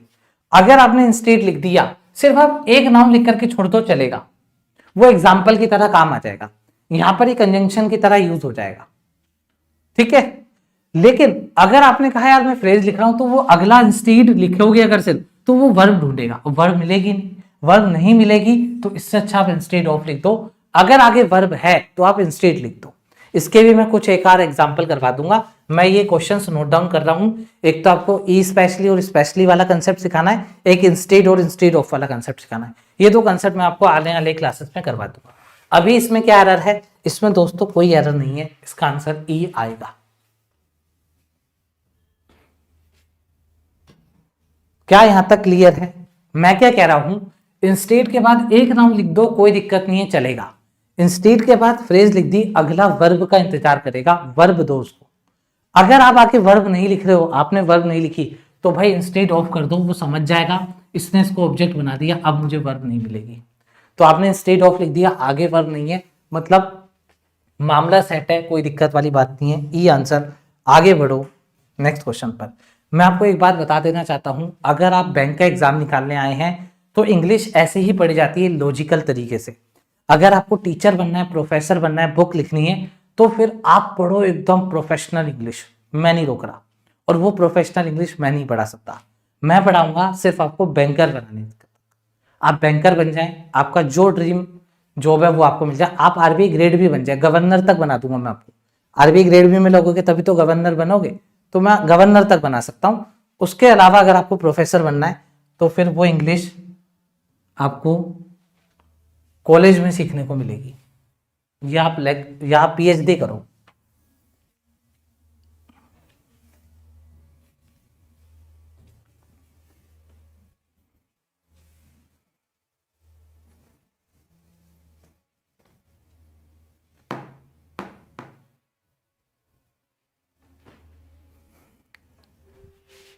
लास्ट 6 क्वेश्चन हमारी मैराथन के, आ जाइए। अब देखो, आपको मैंने एक सब्जेक्टिव मूड बताया था। सब्जेक्टिव मूड में क्या लिखा था अपन? इंसिस्टेड डैट लिखा था। इंसिस्टेड डैट का मतलब क्या है? इस इंसिस्टेड डैट के बाद जो सब्जेक्ट आएगा, इसको कुछ नहीं पता सब्जेक्ट सिंगुलर है प्लूरल है, इसका मूड है, वर्ब की फर्स्ट फॉर्म चाहिए इसको बस। सब्जेक्टिव मूड जिसमें इंसिस्टेड डैट आता है, रिकमेंडेड डैट आता है, इसेंशियल डैट आता है, प्रपोज डैट आता है, और भी 3-4 फ्रेजेस हैं, ज्यादा नहीं है, 3-4 फ्रेजेस मैं आपको पीडीएफ में दे रहा हूं। उन सब के बाद जो भी सब्जेक्ट आएगा उसके बाद वर्ब की फर्स्ट फॉर्म आएगी। सब्जेक्ट चाहे सिंगुलर है प्लूरल है, उसको कोई फर्क नहीं पड़ता। अच्छा, और जनरली एग्जामिनर आपको सिंगुलर सब्जेक्ट देगा, जिससे कि आप अपनी थोड़ा सा आप अपना ग्रामरपन दिखाएं। आपको लगे यार मेरे को तो ग्रामर आती है, सब्जेक्ट सिंगुलर है, सिंगुलर वर्ब लगा। तो आपका जो ग्रामरपन है उसको तोड़ने के लिए ये इंसिस्ट डैट करके सब्जेक्टिव मूड बनाया गया। ये किसी भी ग्रामरपन को नहीं मानता है। इसका मतलब है इंसिस्ट डैट अगर आया है, सब्जेक्ट कैसा भी हो, ये वर्ब की फर्स्ट फॉर्म लेगा। डेट्स इट, बात खत्म। अच्छा, अब सर यहां तो ऑन आ गया, ये क्या बीमारी आ गई अब? तो देखो, इंसिस्ट इंसिस्ट की कोई सी भी फॉर्म, चाहे इंसिस्टेड हो, इंसिस्टिंग हो, अगर आप प्रेपोजिशन इसको दोगे तो ये ऑन ही लेगा। अगर आप प्रेपोजिशन दोगे तो ये ऑन ही लेगा। यहां पर डैट है तो सब्जेक्टिव मूड आ जाएगा, वो तो केस ही अलग हो गया। अब अगर आप इंसिस्ट लिखे हैं या इंसिस्टेड लिखे हैं, इंसिस्टिंग लिखे हैं, तो प्रेपोजिशन ऑन लेगा। अच्छा सर ठीक है, याद हो गया, इंसिस्ट के साथ ऑन लेगा। फिर सर इसका करना क्या? इसका ये करना है इंसिस्टेड ऑन, तो इसके बाद वर्ब आपको आईएनजी फॉर्म वाली लगानी है। इसका मतलब सर इसमें गड़बड़ क्या करता है एग्जामिनर? गड़बड़ एग्जामिनर करता है टू के बाद वर्ब की फर्स्ट फॉर्म लिख देता है, जो कि गलत है। सर ऐसी चीजें आपने और भी सिखाई है आज हमें। क्या सिखाया मैंने आज आपको? मैंने आज आपको सिखाया रेग्रेट। रेग्रेट के बाद भी वर्ब की आईएनजी फॉर्म लगानी होती है, ये सीखा आज आपने। एग्जामिनर क्या गड़बड़ करता है? एग्जामिनर टू के साथ वर्ब की फर्स्ट फॉर्म लगा के देता है। एक और चीज सिखाई थी सर आपने आज, अवॉइड। अवॉइड के बाद भी वर्ब की आईएनजी फॉर्म आती है। एग्जामिनर क्या करता है? टू के बाद वर्ब की फर्स्ट फॉर्म लगा के, अबे टू के बाद वर्ब की फर्स्ट फॉर्म लगा के दे देता है। एक और चीज क्या सीखी? इंसिस्ट सीखा साहब। इंसिस्टेड या इंसिस्ट कोई सी भी फॉर्म आ जाए, उसके बाद अगर ऑन आए तो वर्ब की आईएनजी फॉर्म आएगी। और एग्जामिनर क्या करता है? एग्जामिनर टू के बाद वर्ब की फर्स्ट फॉर्म लगा के देता है। तो क्या सर ये सारी चीजें चिपक के आती हैं क्या? नहीं, जरूरी नहीं है चिपक के आएंगी। तो फिर सर कैसे आ सकती हैं? क्या बता, वो एक सब्जेक्ट दे दे, उसके बाद टू के बाद वर्ब की फर्स्ट फॉर्म लगा दे। इसका मतलब ये गलत है, आपको यहाँ पे फिनिशिंग लगाना पड़ेगा। ए में एरर आ गई। आपको आंसर में क्या देना है? Identify the sentence that is grammatically contextually correct, correct वाला देना है। ए में गड़बड़ी आ गई। कोई दिक्कत किसी को बताओ?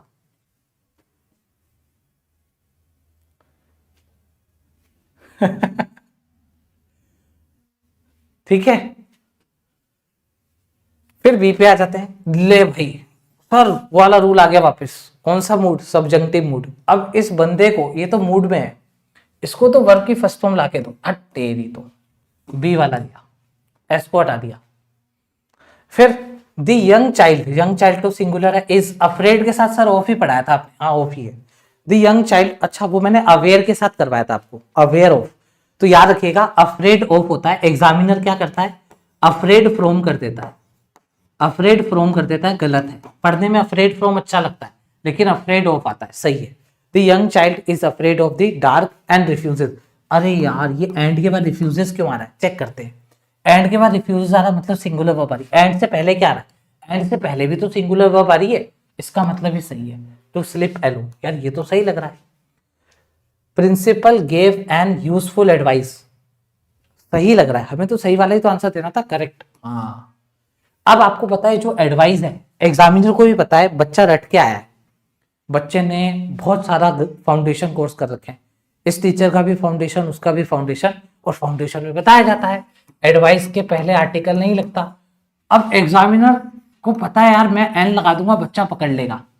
अब एग्जामिनर फिर सुबह चाय पी रहा है, कह रहा है क्या करें यार, ये तो पता है बच्चों को, रात को सो रहा है, क्या लगाऊं, बच्चे को पता चल गया एडवाइस पढ़ ली ने फाउंडेशन। एक काम करता हूँ ना, थोड़ा गैप बढ़ा देता हूँ, एन लिखता हूँ, बीच में कुछ एडजेक्टिव, कुछ एडवर्ब, फिर जाके नाउन लिखता हूँ, उसको पता नहीं चले यार ये इसके लिए आया है। लेकिन तुम तो मुझसे पढ़ लिए, तुमने एन देखा एडवाइस के लिए आया, काम खराब है, हटा डी को, सही वाला आंसर देना है, सी आंसर आ गया, बात खत्म। ठीक है सर इसको चाय मत पीने दो, अरे वो एग्जामिनर चाय पीता है, वो यही सोचता है सुबह उठूं क्या बनाऊं जो बच्चों ने पढ़ा नहीं हो, पढ़ा हो तो उसको मैं गलत कैसे कर दूं, रट के आया हो उसको गलत करवाना है। रात को नींद नहीं आती उसको, पता है आपको एग्जामिनर को। चलो भाई आगे, अगला क्वेश्चन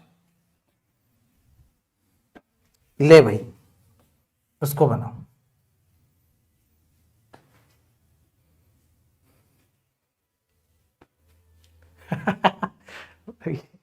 कह रहा है एक बंदा सर रात को कुछ और पी के सोता है।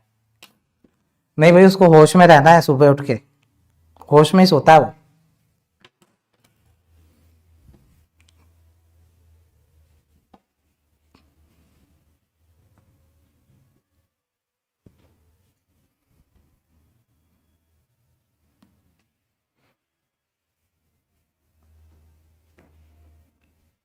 लास्ट 5 क्वेश्चन शेष बचे हैं, शेष 5 क्वेश्चंस,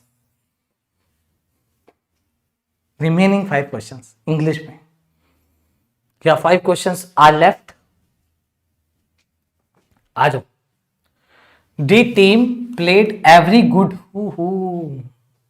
एवरी नहीं very sorry, the team played very good during the final match of the tournament yesterday. बहुत शानदार क्वेश्चन उठा के लाए हैं भैया। गुड और वेल की औकात इस क्वेश्चन से पता चलेगी, गुड और वेल की औकात क्या है। देखो पढ़ने में कितना अच्छा लग रहा है, the team played very good during the final match of the tournament yesterday. आपको एक बात पता होनी चाहिए कि गुड की पार्ट ऑफ स्पीच क्या होती है।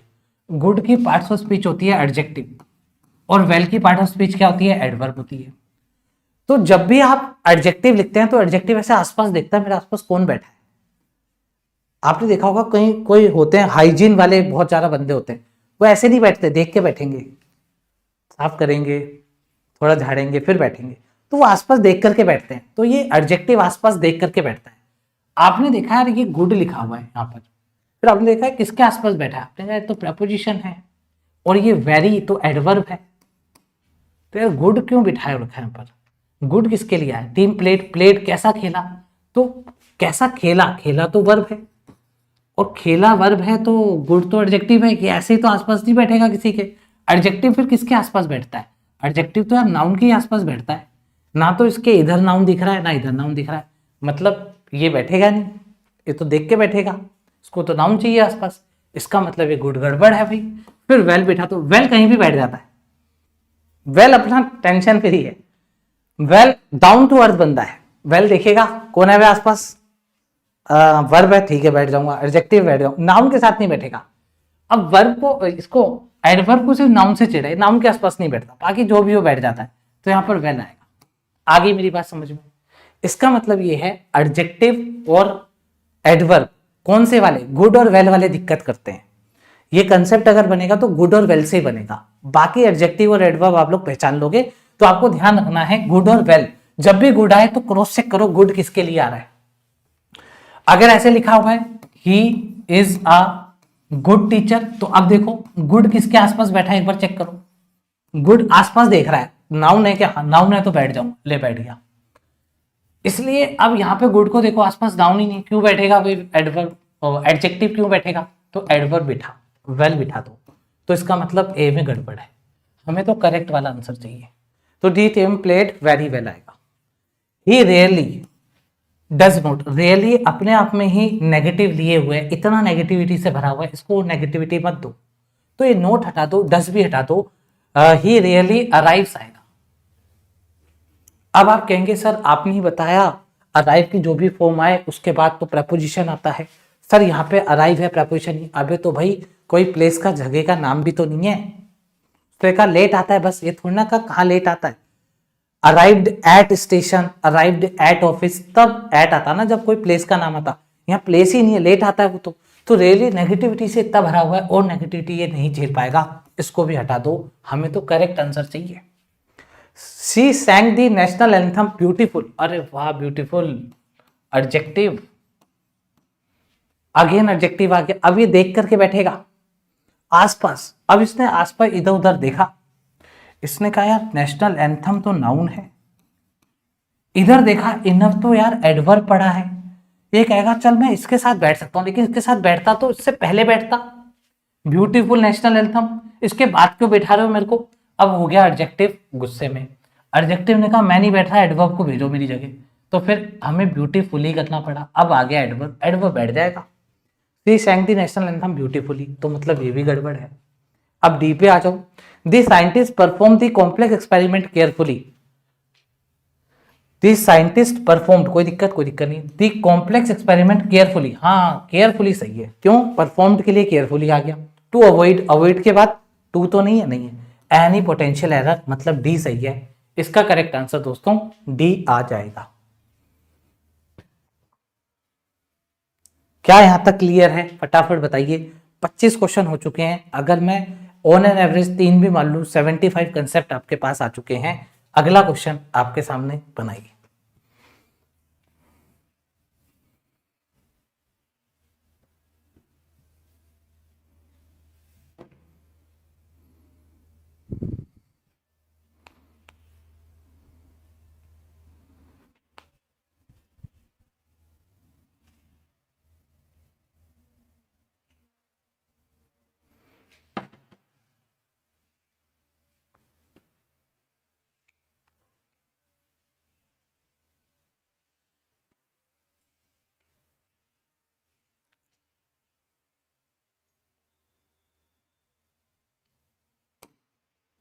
आ जाइए। हार्डली, अरे वाह सर वापस से रिवीजन करवा रहे हो आप। हार्डली, हार्डली के बाद बेटे हेल्पिंग वर्ब कहाँ है, हेल्पिंग वर्ब लगाओ, फिर सब्जेक्ट लगाएंगे, उसके बाद वर्ब की थर्ड फॉर्म लगाएंगे।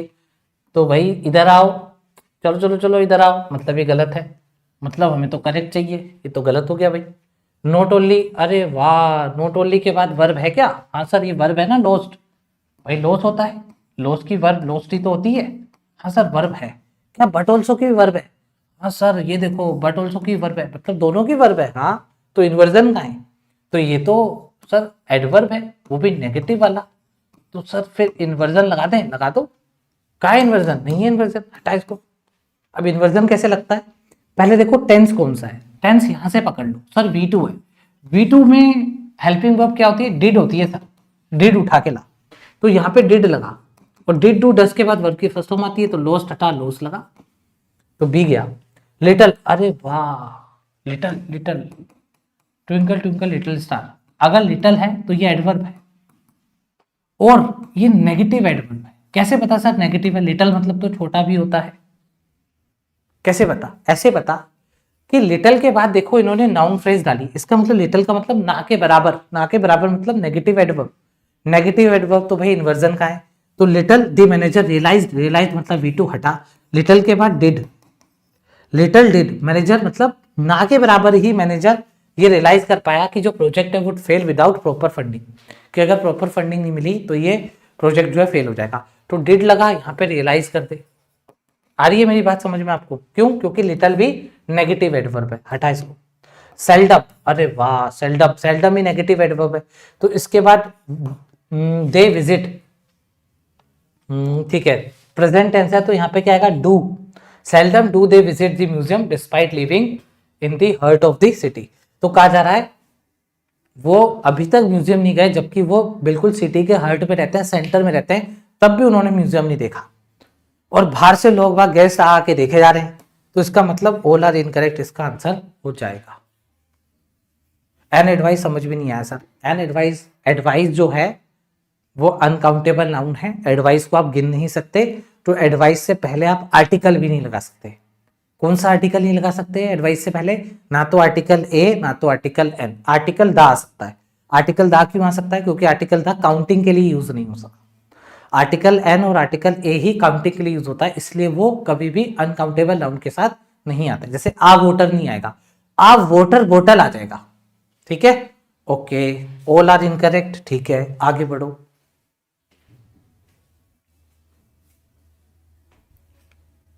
seldom is adverb, yes, seldom is negative adverb.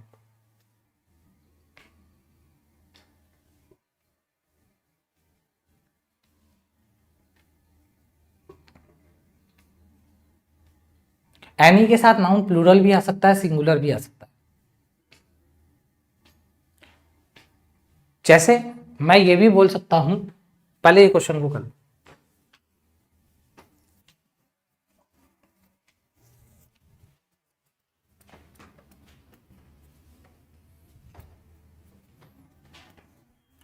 चलिए आ जाइए, देखो एनी के साथ कई स्टूडेंट को डाउट होता है कि सर एनी के साथ सिंगुलर ही आएगा। एनी के साथ सिंगुलर प्लूरल जो मन है वो नाउन लगा दो, कोई दिक्कत नहीं।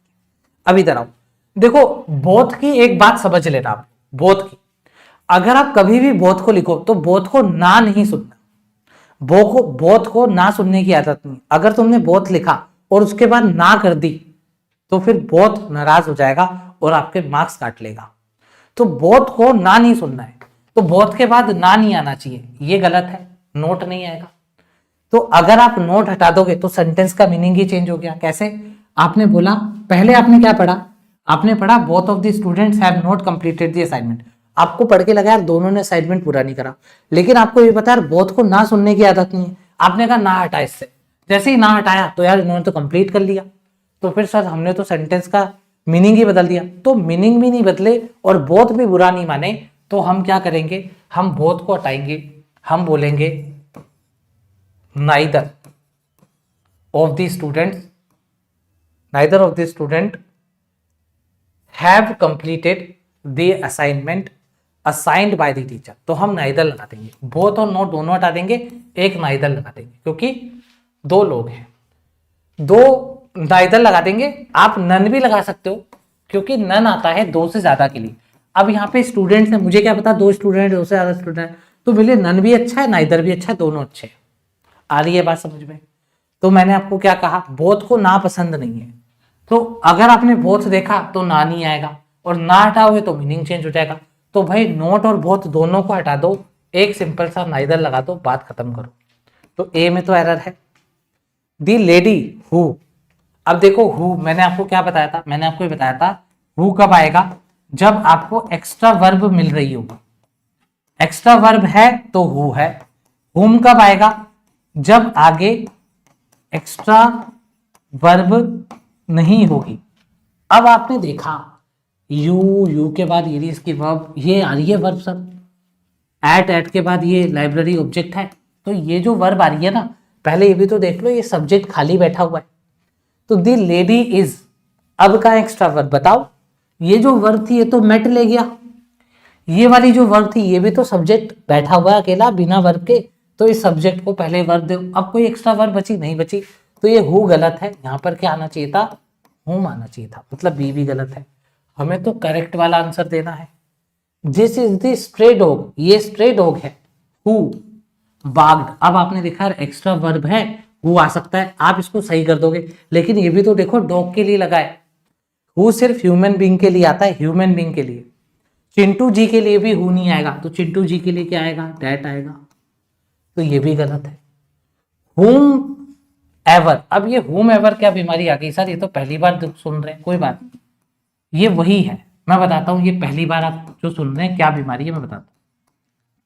अबे यार, हुम एवर, मैंने आपको वही कहा कि एग्जामिनर हर एक चीज देख रहा है। एग्जामिनर कह रहा है यार बच्चों को तो पता चल गया, वो जो होता है वो सब्जेक्टिव केस होता है। अगर सब्जेक्टिव केस, अगर हु, अगर स्टार्टिंग में आएगा तो हु आएगा सब्जेक्ट बन के, अगर बाद में कहीं आएगा ऑब्जेक्ट के लिए यूज करना है तो हुम आएगा। अब ये बात एग्जामिनर को पता चल गई। अब एग्जामिनर सुबह उठा, चाय पी रहा, कह रहा यार स्टार्टिंग में अगर मैंने हुम लगा दिया, मान लो कोई सेंटेंस लिखा, हुम अगर स्टार्टिंग में लगा दिया बच्चा पकड़ लेगा। फिर जब लास्ट का एक घूंट उसने पिया, अरे तेरी तो, अब आजा बेटे, लास्ट का घूंट पीते उसको समझ में आया हुम एवर कर दो, बच्चा घूम जाएगा। लेकिन बच्चे को नहीं पता, सर ने बता दिया है हुम एवर भी ऑब्जेक्ट होता है, यही गड़बड़ हो गई, बात गलत, ऑल आर इनकरेक्ट। ठीक है, तो इसका मतलब ये है कि एग्जामिनर को पता था कि बच्चों को हुम स्टार्टिंग में नहीं देना, बच्चा पकड़ लेगा। जैसे who is your teacher, who is your teacher, सबको पता है सही है। अगर मैं यही लिख दूं होम इज योर टीचर, अरे सर होम क्यों लिख रहे हो, तो ये बात एग्जामिनर को खटक रही थी, कह रहा है यार होम नहीं लिख सकता, बच्चे पकड़ लेंगे। तो वो लास्ट का एक घूट बचा था, उसने कहा तेरी तो अब आ बनाता हूं, तो उसने ही बनाया होम एवर बना दिया। होम एवर गलत है, आपको यहां पर हु एवर करना पड़ेगा, तब जाके सही होगा। That's it. नेक्स्ट क्वेश्चन आपके सामने बनाइए।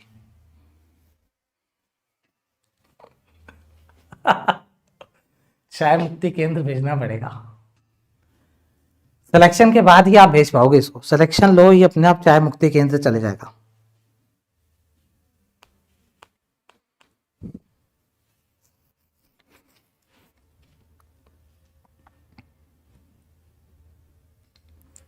हाँ, फिर हैव नहीं आएगा, ठीक है आप सही कह रहे, फिर हैव हटा देंगे, नाइदर लिख दिया तो पर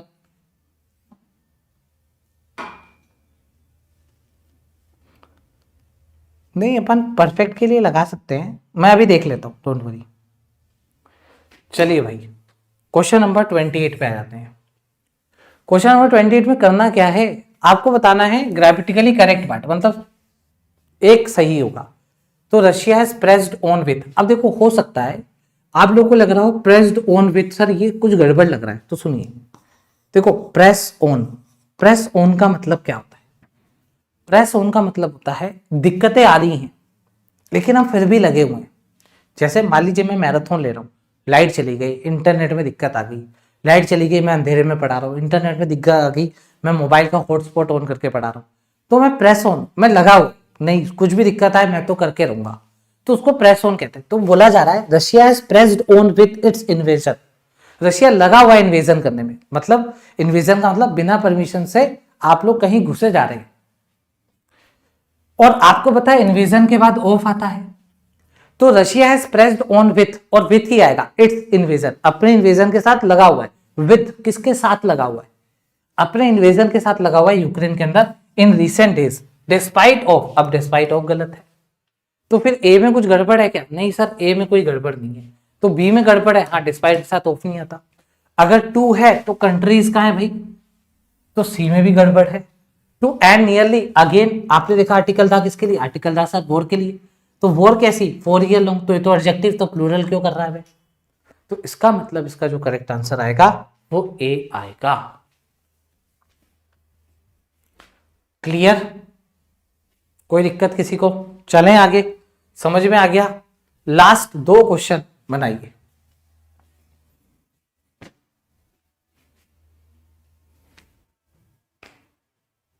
डायरेक्शन पढ़ लेना भाई,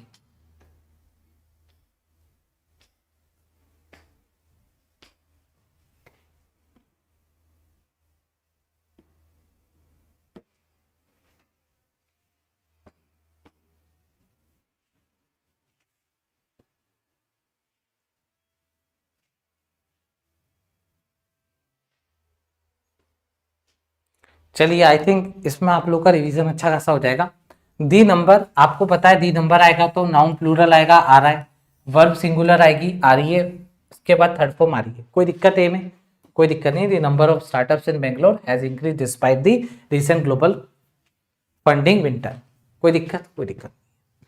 आ नंबर अगर आएगा तो नाउन प्लूरल आएगा। वर्ब, ओहो वर्ब प्लूरल चाहिए, भी गलत है क्योंकि आ नंबर फिक्स नहीं है, फ्लेक्सिबल है। फ्लेक्सिबल है तो वर्ब सिंगुलर के वर्ब भी तो बढ़ेगी।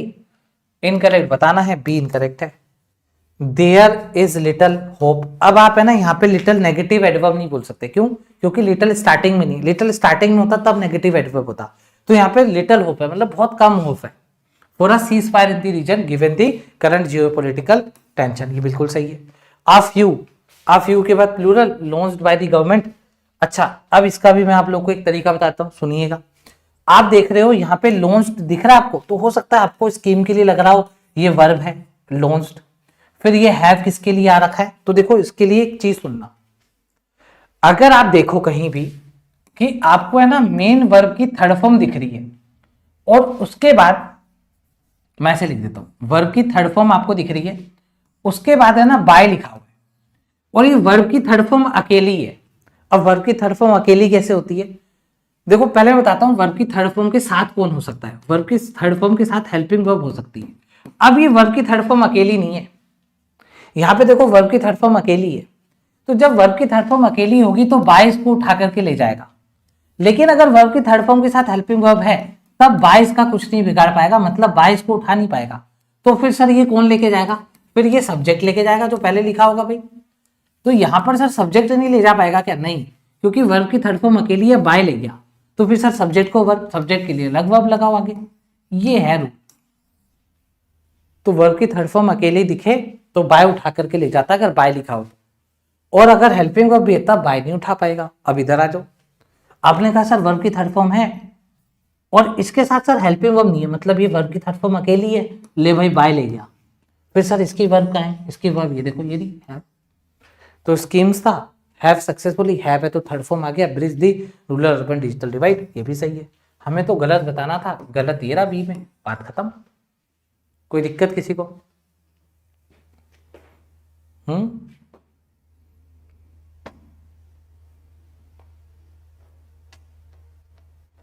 ठीक है, चले आगे। अच्छा, हैज बीन इंक्रीज, अच्छा सुनिए देखते हैं। देखो, the number of startups in Bangalore has increased despite the recent global funding winter. तो यहां पर ये बोला जा रहा है, यहीं पे बोल रहे हो ना आप लोग, बीन इंक्रीज आना चाहिए। मान लेते हैं यहां पर अपन ने बीन इंक्रीज लगा दिया, सुनते हैं। नंबर, देखो नंबर इंक्रीज हो रहे हैं, एक्शन क्या हो रहा है? इंक्रीज होने का। इंक्रीज कौन हो रहे हैं? नंबर हो रहे हैं, तो बिन लगाना जरूरी है क्या? बिन लगाना जरूरी नहीं है। इसका मतलब यहां पे एक ही एरर है, बी वाली एरर है। एक्टिव पैसिव मैं आपको पूरा पढ़ाऊंगा, डोंट वरी। एक्टिव पैसिव की एक अलग क्लास ले लूंगा, और वो मंजिल बैच में भी एक एक्टिव पैसिव की एक क्या 2-3 क्लासेस होंगी। आज की क्लास का लास्ट क्वेश्चन, मैराथन का एंड बस होने ही वाला है।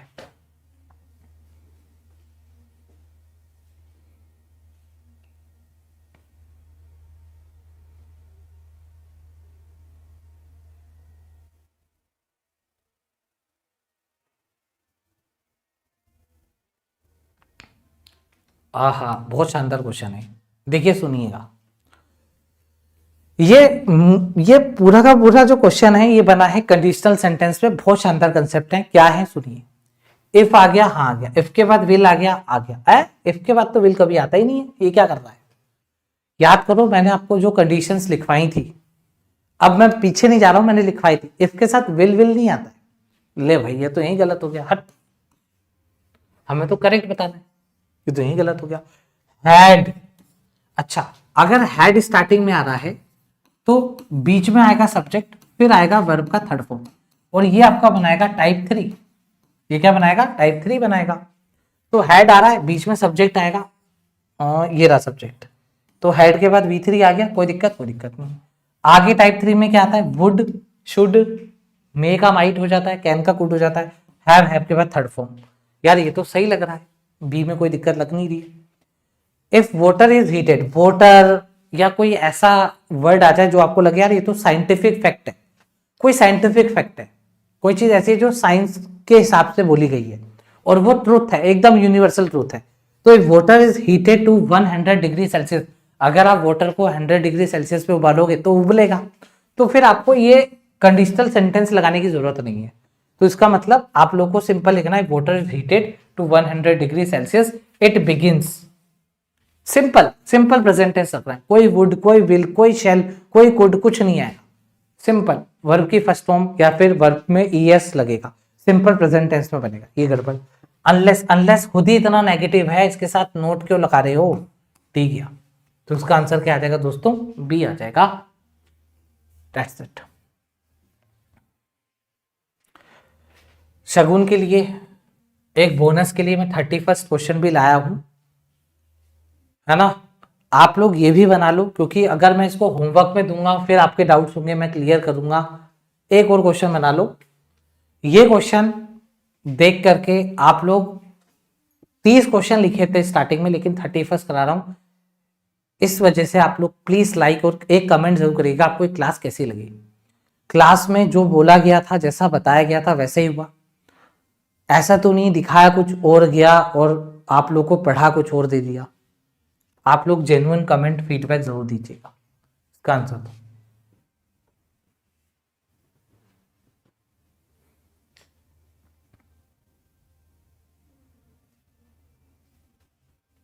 एक कमेंट तो यार जरूर करना आप लोग।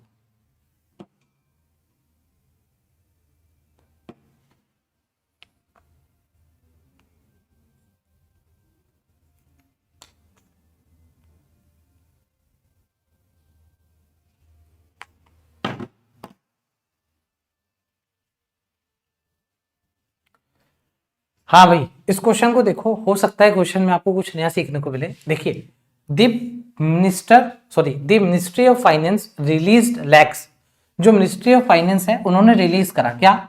Lakhs of thousands of crore. देखो ये सब कुछ सही लिखा है, क्यों सही लिखा है मैं बताता हूँ। देखो लैक्स के आगे, क्योंकि लैक्स प्लूरल है और मैंने आपको बताया था जो पैसों में आता है वो प्लूरल हो सकता है जब उसके आगे डिजिट ना हो। तो लैख पैसों में आता है, क्या इसके आगे डिजिट है? नहीं है, मतलब एस लग सकता है? हाँ लग सकता है। एस लगेगा तो ऑफ लगेगा? हाँ लगेगा। क्या 1000 के आगे कोई डिजिट है? नहीं है। क्या 1000 पैसों में आता है? हाँ आता है। तो जब 1000 पैसों में आता है, इसके आगे कोई डिजिट नहीं है, मतलब मैं थाउजेंड्स कर सकता हूँ? कर सकता हूँ। फिर आपने देखा यहाँ पे करोड़ लिखा हुआ है, क्या करोड़ पैसों में आता है? हाँ आता है। वो बात अलग है, देखे नहीं है पर आता है। तो करोड़ के पहले क्या डिजिट है? नहीं है, तो ऐसा आ सकता है? हाँ आ सकता है। तो मतलब ही सही है। फिर दिक्कत क्या है? दिक्कत ये है, पहले आप बताओ लैख आता है, पहले 1000 आता है, पहले 1000 आएगा, फिर 1000 से लैख पे जाएंगे, फिर करोड़ पे जाएंगे। तो एक सीक्वेंस बना करके चलिए, सीक्वेंस कह सकता हूँ, क्रोनोलॉजी कह सकते हैं, एक क्रोनोलॉजी बना करके चलिए। तो भाई ये लैख को हटा, ऐसे लिख रिलीज थाउजेंड्स ऑफ, फिर यहां पे लिखो लैक्स ऑफ करोड़। पहले 1000 आया, फिर लैख आया, फिर करोड़ आया। ये सीक्वेंस करेक्ट है। अरे गलत है मतलब ये तो, क्योंकि लैख उधर जाएगा ना, तो क्वेश्चन गलत है, लेकिन सीक्वेंस ही करेक्ट है, 1000 लैक्स और करोड़। कोई दिक्कत?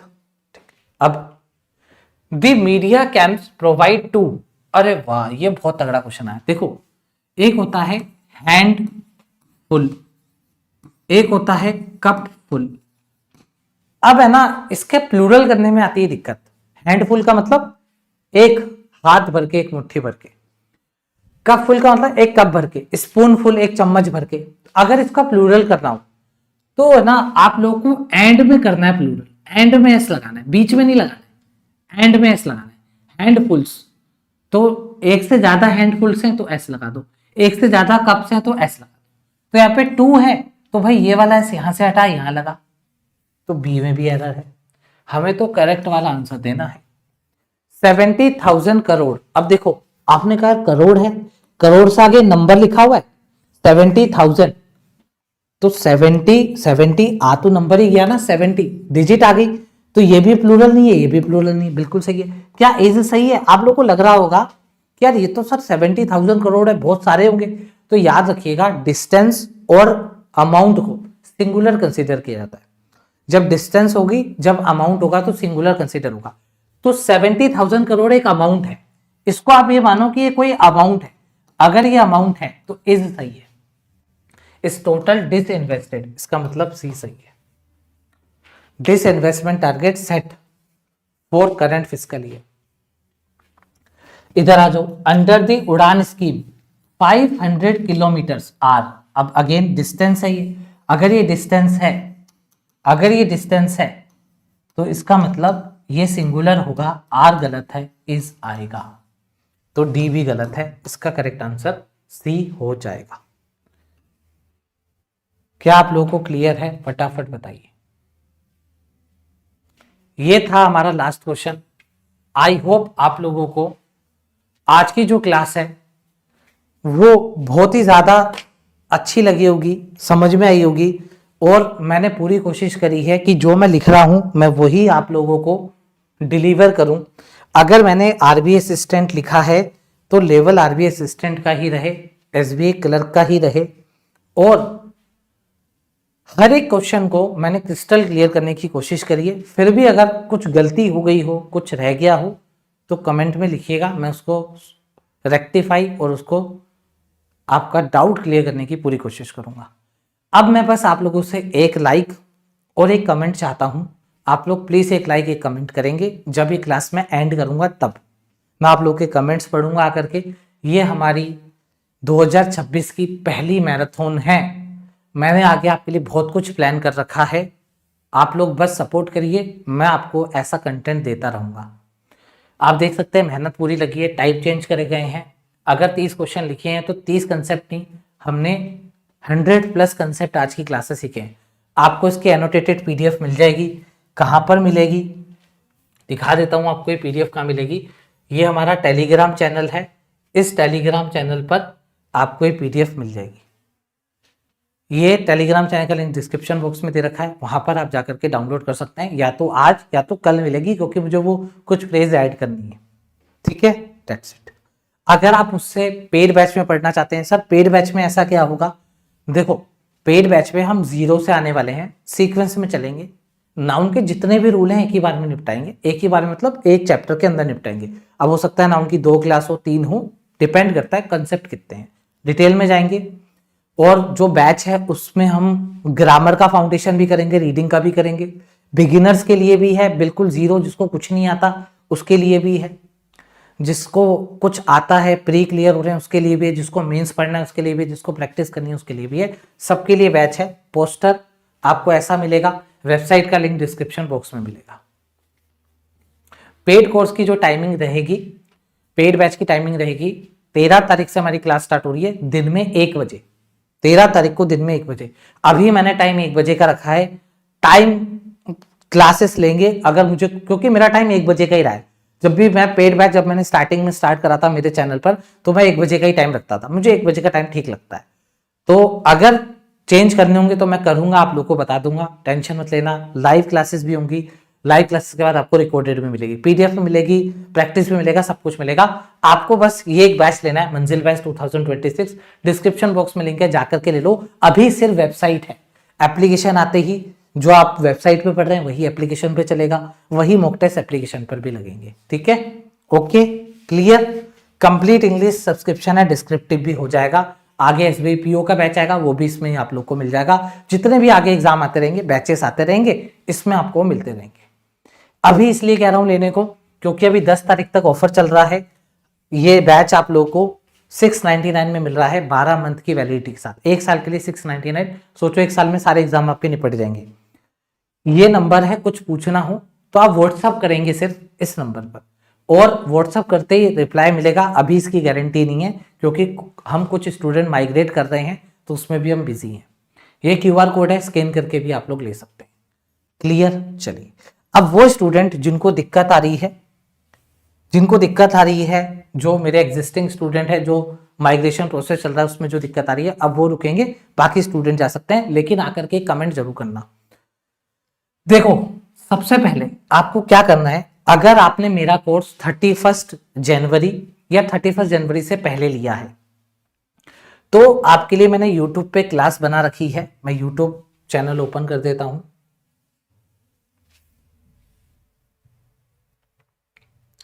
सुन लो बहुत ध्यान से, एक बार मैं दिखा देता हूं सब कुछ।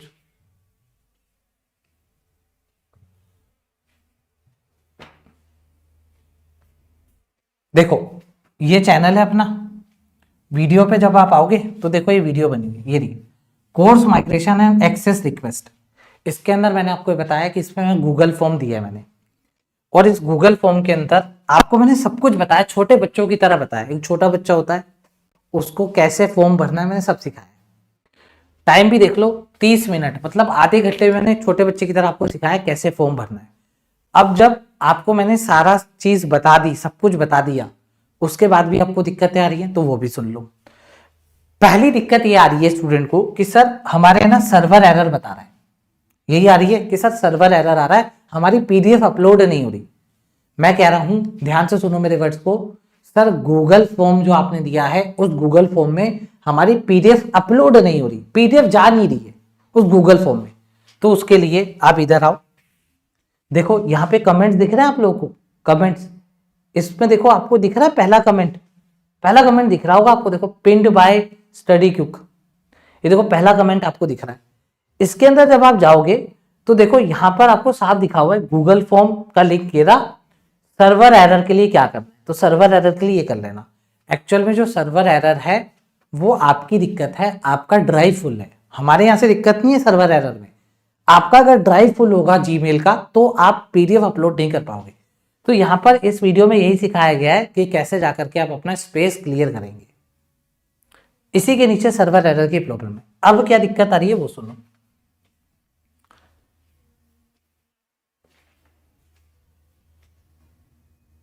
अब दिक्कत क्या आ रही है सुनिए, दिक्कत ये आ रही है कि सर हमने है ना गूगल फॉर्म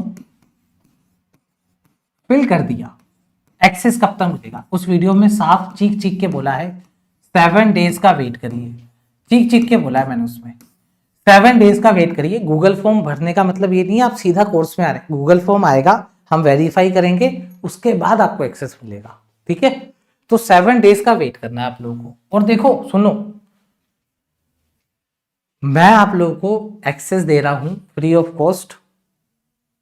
इसका मतलब ये नहीं है कि भाई ये मेरी मजबूरी है, मैं आप लोगों को इसलिए दे रहा हूं आपके पैसे वेस्ट ना हो, आप मुझसे पढ़ पाए, बस। मैं ये मान लीजिए मैं आपकी हेल्प कर रहा हूं जितनी हो सकती है, जितनी हो सकती है, 1 रुपया भी नहीं ले रहा, इसलिए मैंने ये प्रोसेस निकाला। इसका मतलब ये नहीं है कि आप मुझे या मेरी टीम को परेशान करें, तो मैं बता रहा हूं परेशान ना करें, उसका क्या तरीका है। आपको आईबीपीएस ने ये बोला कि अगर आपको इंटरव्यू देना है तो आपको ये वाला फॉर्म लाना पड़ेगा। अब ये वाला फॉर्म मान लो आपके कॉलेज से मिलेगा, ये आपका कॉलेज है। अब आईबीपीएस क्या कह रहा है, अगर आपको इंटरव्यू देना है तो आपको ये फॉर्म लाना है। आपने पढ़ाई कहां से करी, सर इस कॉलेज से करी, तो आईबीपीएस क्या कहेगा, इस कॉलेज से फॉर्म लाके दे, फॉर्म लाके दोगे तभी इंटरव्यू में अंदर जाने देंगे। अब अगर आपको ये फॉर्म नहीं मिल रहा है, फॉर्म हटा लिया गया है, फॉर्म में डेट सही नहीं है, फॉर्म पुराना है, फॉर्म अपडेट नहीं है, इससे आईबीपीएस को क्या मतलब है। आईबीपीएस ने तो एक फॉर्म दिया, ऐसा तो है नहीं वो फॉर्म वैलिड नहीं है। वो फॉर्म से इतने, अब मैं नंबर नहीं बता सकता, ये समझ लो आप नंबर, नंबर कितने में आपको एक आइडिया दे देता हूं। इतने नंबर्स में फॉर्म आ गए हैं और उनका प्रोसेस जो है कि उनका डाटा वेरीफाई वो भी स्टार्ट हो गया, तो हजारों में फॉर्म आ गए हैं, ये मान लो हजारों में फॉर्म आ गए। अब जब हजारों में फॉर्म आ गए इसका मतलब फॉर्म डाउनलोड हो रहे हैं, आ गए हमारे पास, अब नहीं हो रहे, तो भाई इसमें आईबीपीएस क्या करेगा। आईबीपीएस ने तो आप लोगों को फैसिलिटी दी कि अगर आप इंटरव्यू देने चाहते हैं, बिना एग्जाम दिए अगर आप इंटरव्यू देना चाहते हैं तो आप बस ये फॉर्म ला दो। अब अगर आपको फॉर्म नहीं मिल रहा, अपडेट नहीं है, इसमें आईबीपीएस की क्या गलती है। कॉलेज आईबीपीएस का नहीं है ना, आईबीपीएस कॉलेज वालों को बोल सकता है। अब आईबीपीएस कॉलेज में काम भी नहीं कर रहा है, तो जब आईबीपीएस इस कॉलेज में नहीं है, ना आईबीपीएस ना कॉलेज के अंदर उसको कुछ पता है क्या हो रहा है क्या नहीं हो रहा, तो अब आपका फॉर्म नहीं मिल रहा, कुछ दिक्कत आ रही है, तो आईबीपीएस क्या करेगा। आईबीपीएस को तो फॉर्म चाहिए, आप बस अपने कॉलेज वालों को बोलो फॉर्म ला दो। तो इसका मतलब ये है अगर आपकी रिसिप्ट डाउनलोड नहीं हो रही है तो भाई मैं क्या करूं, बताओ। आपने जहां से कोर्स लिया था, क्या वो कोर्स आपने स्टडी क्विक से लिया था? अगर आपने कोर्स स्टडी क्विक से लिया तो आपका फॉर्म डाउनलोड नहीं हो रहा था, रिसिप्ट डाउनलोड नहीं होती, तो मैं बोलता टेक्निकल टीम को यार बच्चों का रिसिप्ट डाउनलोड नहीं हो रहा, कुछ करो। अब नहीं हो रहा तो यार मैं क्या करूं, आप बताइए, मेरा क्या जोर है अब इसमें? वो तो आप उनसे ही बात करेंगे ना जहां से रिसिप्ट डाउनलोड नहीं हो रही है। आपको पूरा 30 मिनट का प्रोसेस बताया कैसे डाउनलोड करना है। अब आप कह रहे हैं सर हमने रिन्यू कराया था तो हमारी वैलिडिटी अपडेट नहीं। अब उसमें उसमें भी मैं क्या कर सकता हूं, वैलिडिटी अपडेट नहीं। बैकएंड पे आपका डाटा तभी फैच होगा जब इनवॉइस में वैलिडिटी होगी, बात खत्म। और ये मैंने जानबूझ के नहीं करा है, ये सिस्टम ही है। इस अब ऐप मैंने थोड़ी ना बनाया घर पे यार, ऐप तो कंपनी वाले बनाते हैं ना। अब जो ऐप बनाते हैं उसमें प्रोसेस ही चढ़ता ही ऐसे है, इनवॉइस जाएगा तो डाटा फैच होगा। अब यार अगर ऐप मैंने बनाया होता यार ये चीज यहां जोड़ देते हैं यहाँ, तब मैं बोलता भी। मैं बस उनको ये बोल सकता हूँ आईबीपीएस का इंटरफेस ये बनाओ, वो जाने को कैसे बनाए। अब यार मैं इस इनवॉइस का तो ये सिस्टम यूनिवर्सल सिस्टम है, सभी ऐप वाले यूज करते हैं। इनवॉइस जाएगा, डाटा फैच होगा, फैच देखिएगा नाम है, ये वैलिडिटी दे देगा। अब जब डाटा ही फैच नहीं हो रहा, तुम स्क्रीनशॉट भेज रहे हो, यहाँ लिखा हो वहां लिखा हो, अब उसमें जो सिस्टम है उसको क्या पता कहाँ लिखा हुआ है। सिस्टम तो इनवॉइस मांगता है ना भाई। आईबीपीएस क्या कहेगा, हमें तो फॉर्म चाहिए। अब आईबीपीएस को फॉर्म नहीं दोगे तो कोर्स कैसे मिलेगा? अब बताओ मेरी क्या गलती है, आप खुद बताओ। हाँ, अगर मेरी कोई कंपनी का मेरा स्टडी के में से अगर आपको कुछ चाहिए मैं नहीं दे पा रहा तो मेरी गलती है कि यार सर आप ये तो फॉर्म नहीं दे पा रहे हो। अब वो सिस्टम ही ऐसा, उसमें जब तक इनवॉइस जाएगा नहीं तब तक आपको एक्सेस मिलेगा नहीं।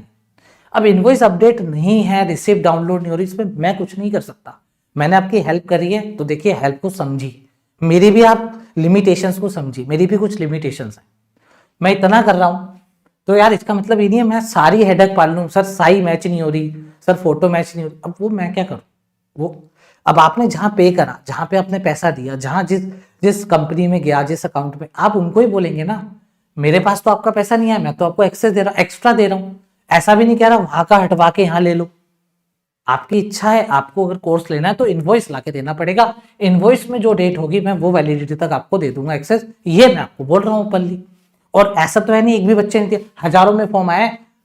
मैं चलो नंबर भी बता देता हूँ और बोलो, हजारों में नंबर, ये समझ लो आप 2K से ऊपर फॉर्म आ गए ऊपर। अब मैं ये नहीं बता रहा कितने ऊपर आ गए, 2000 से ऊपर फॉर्म आ गए।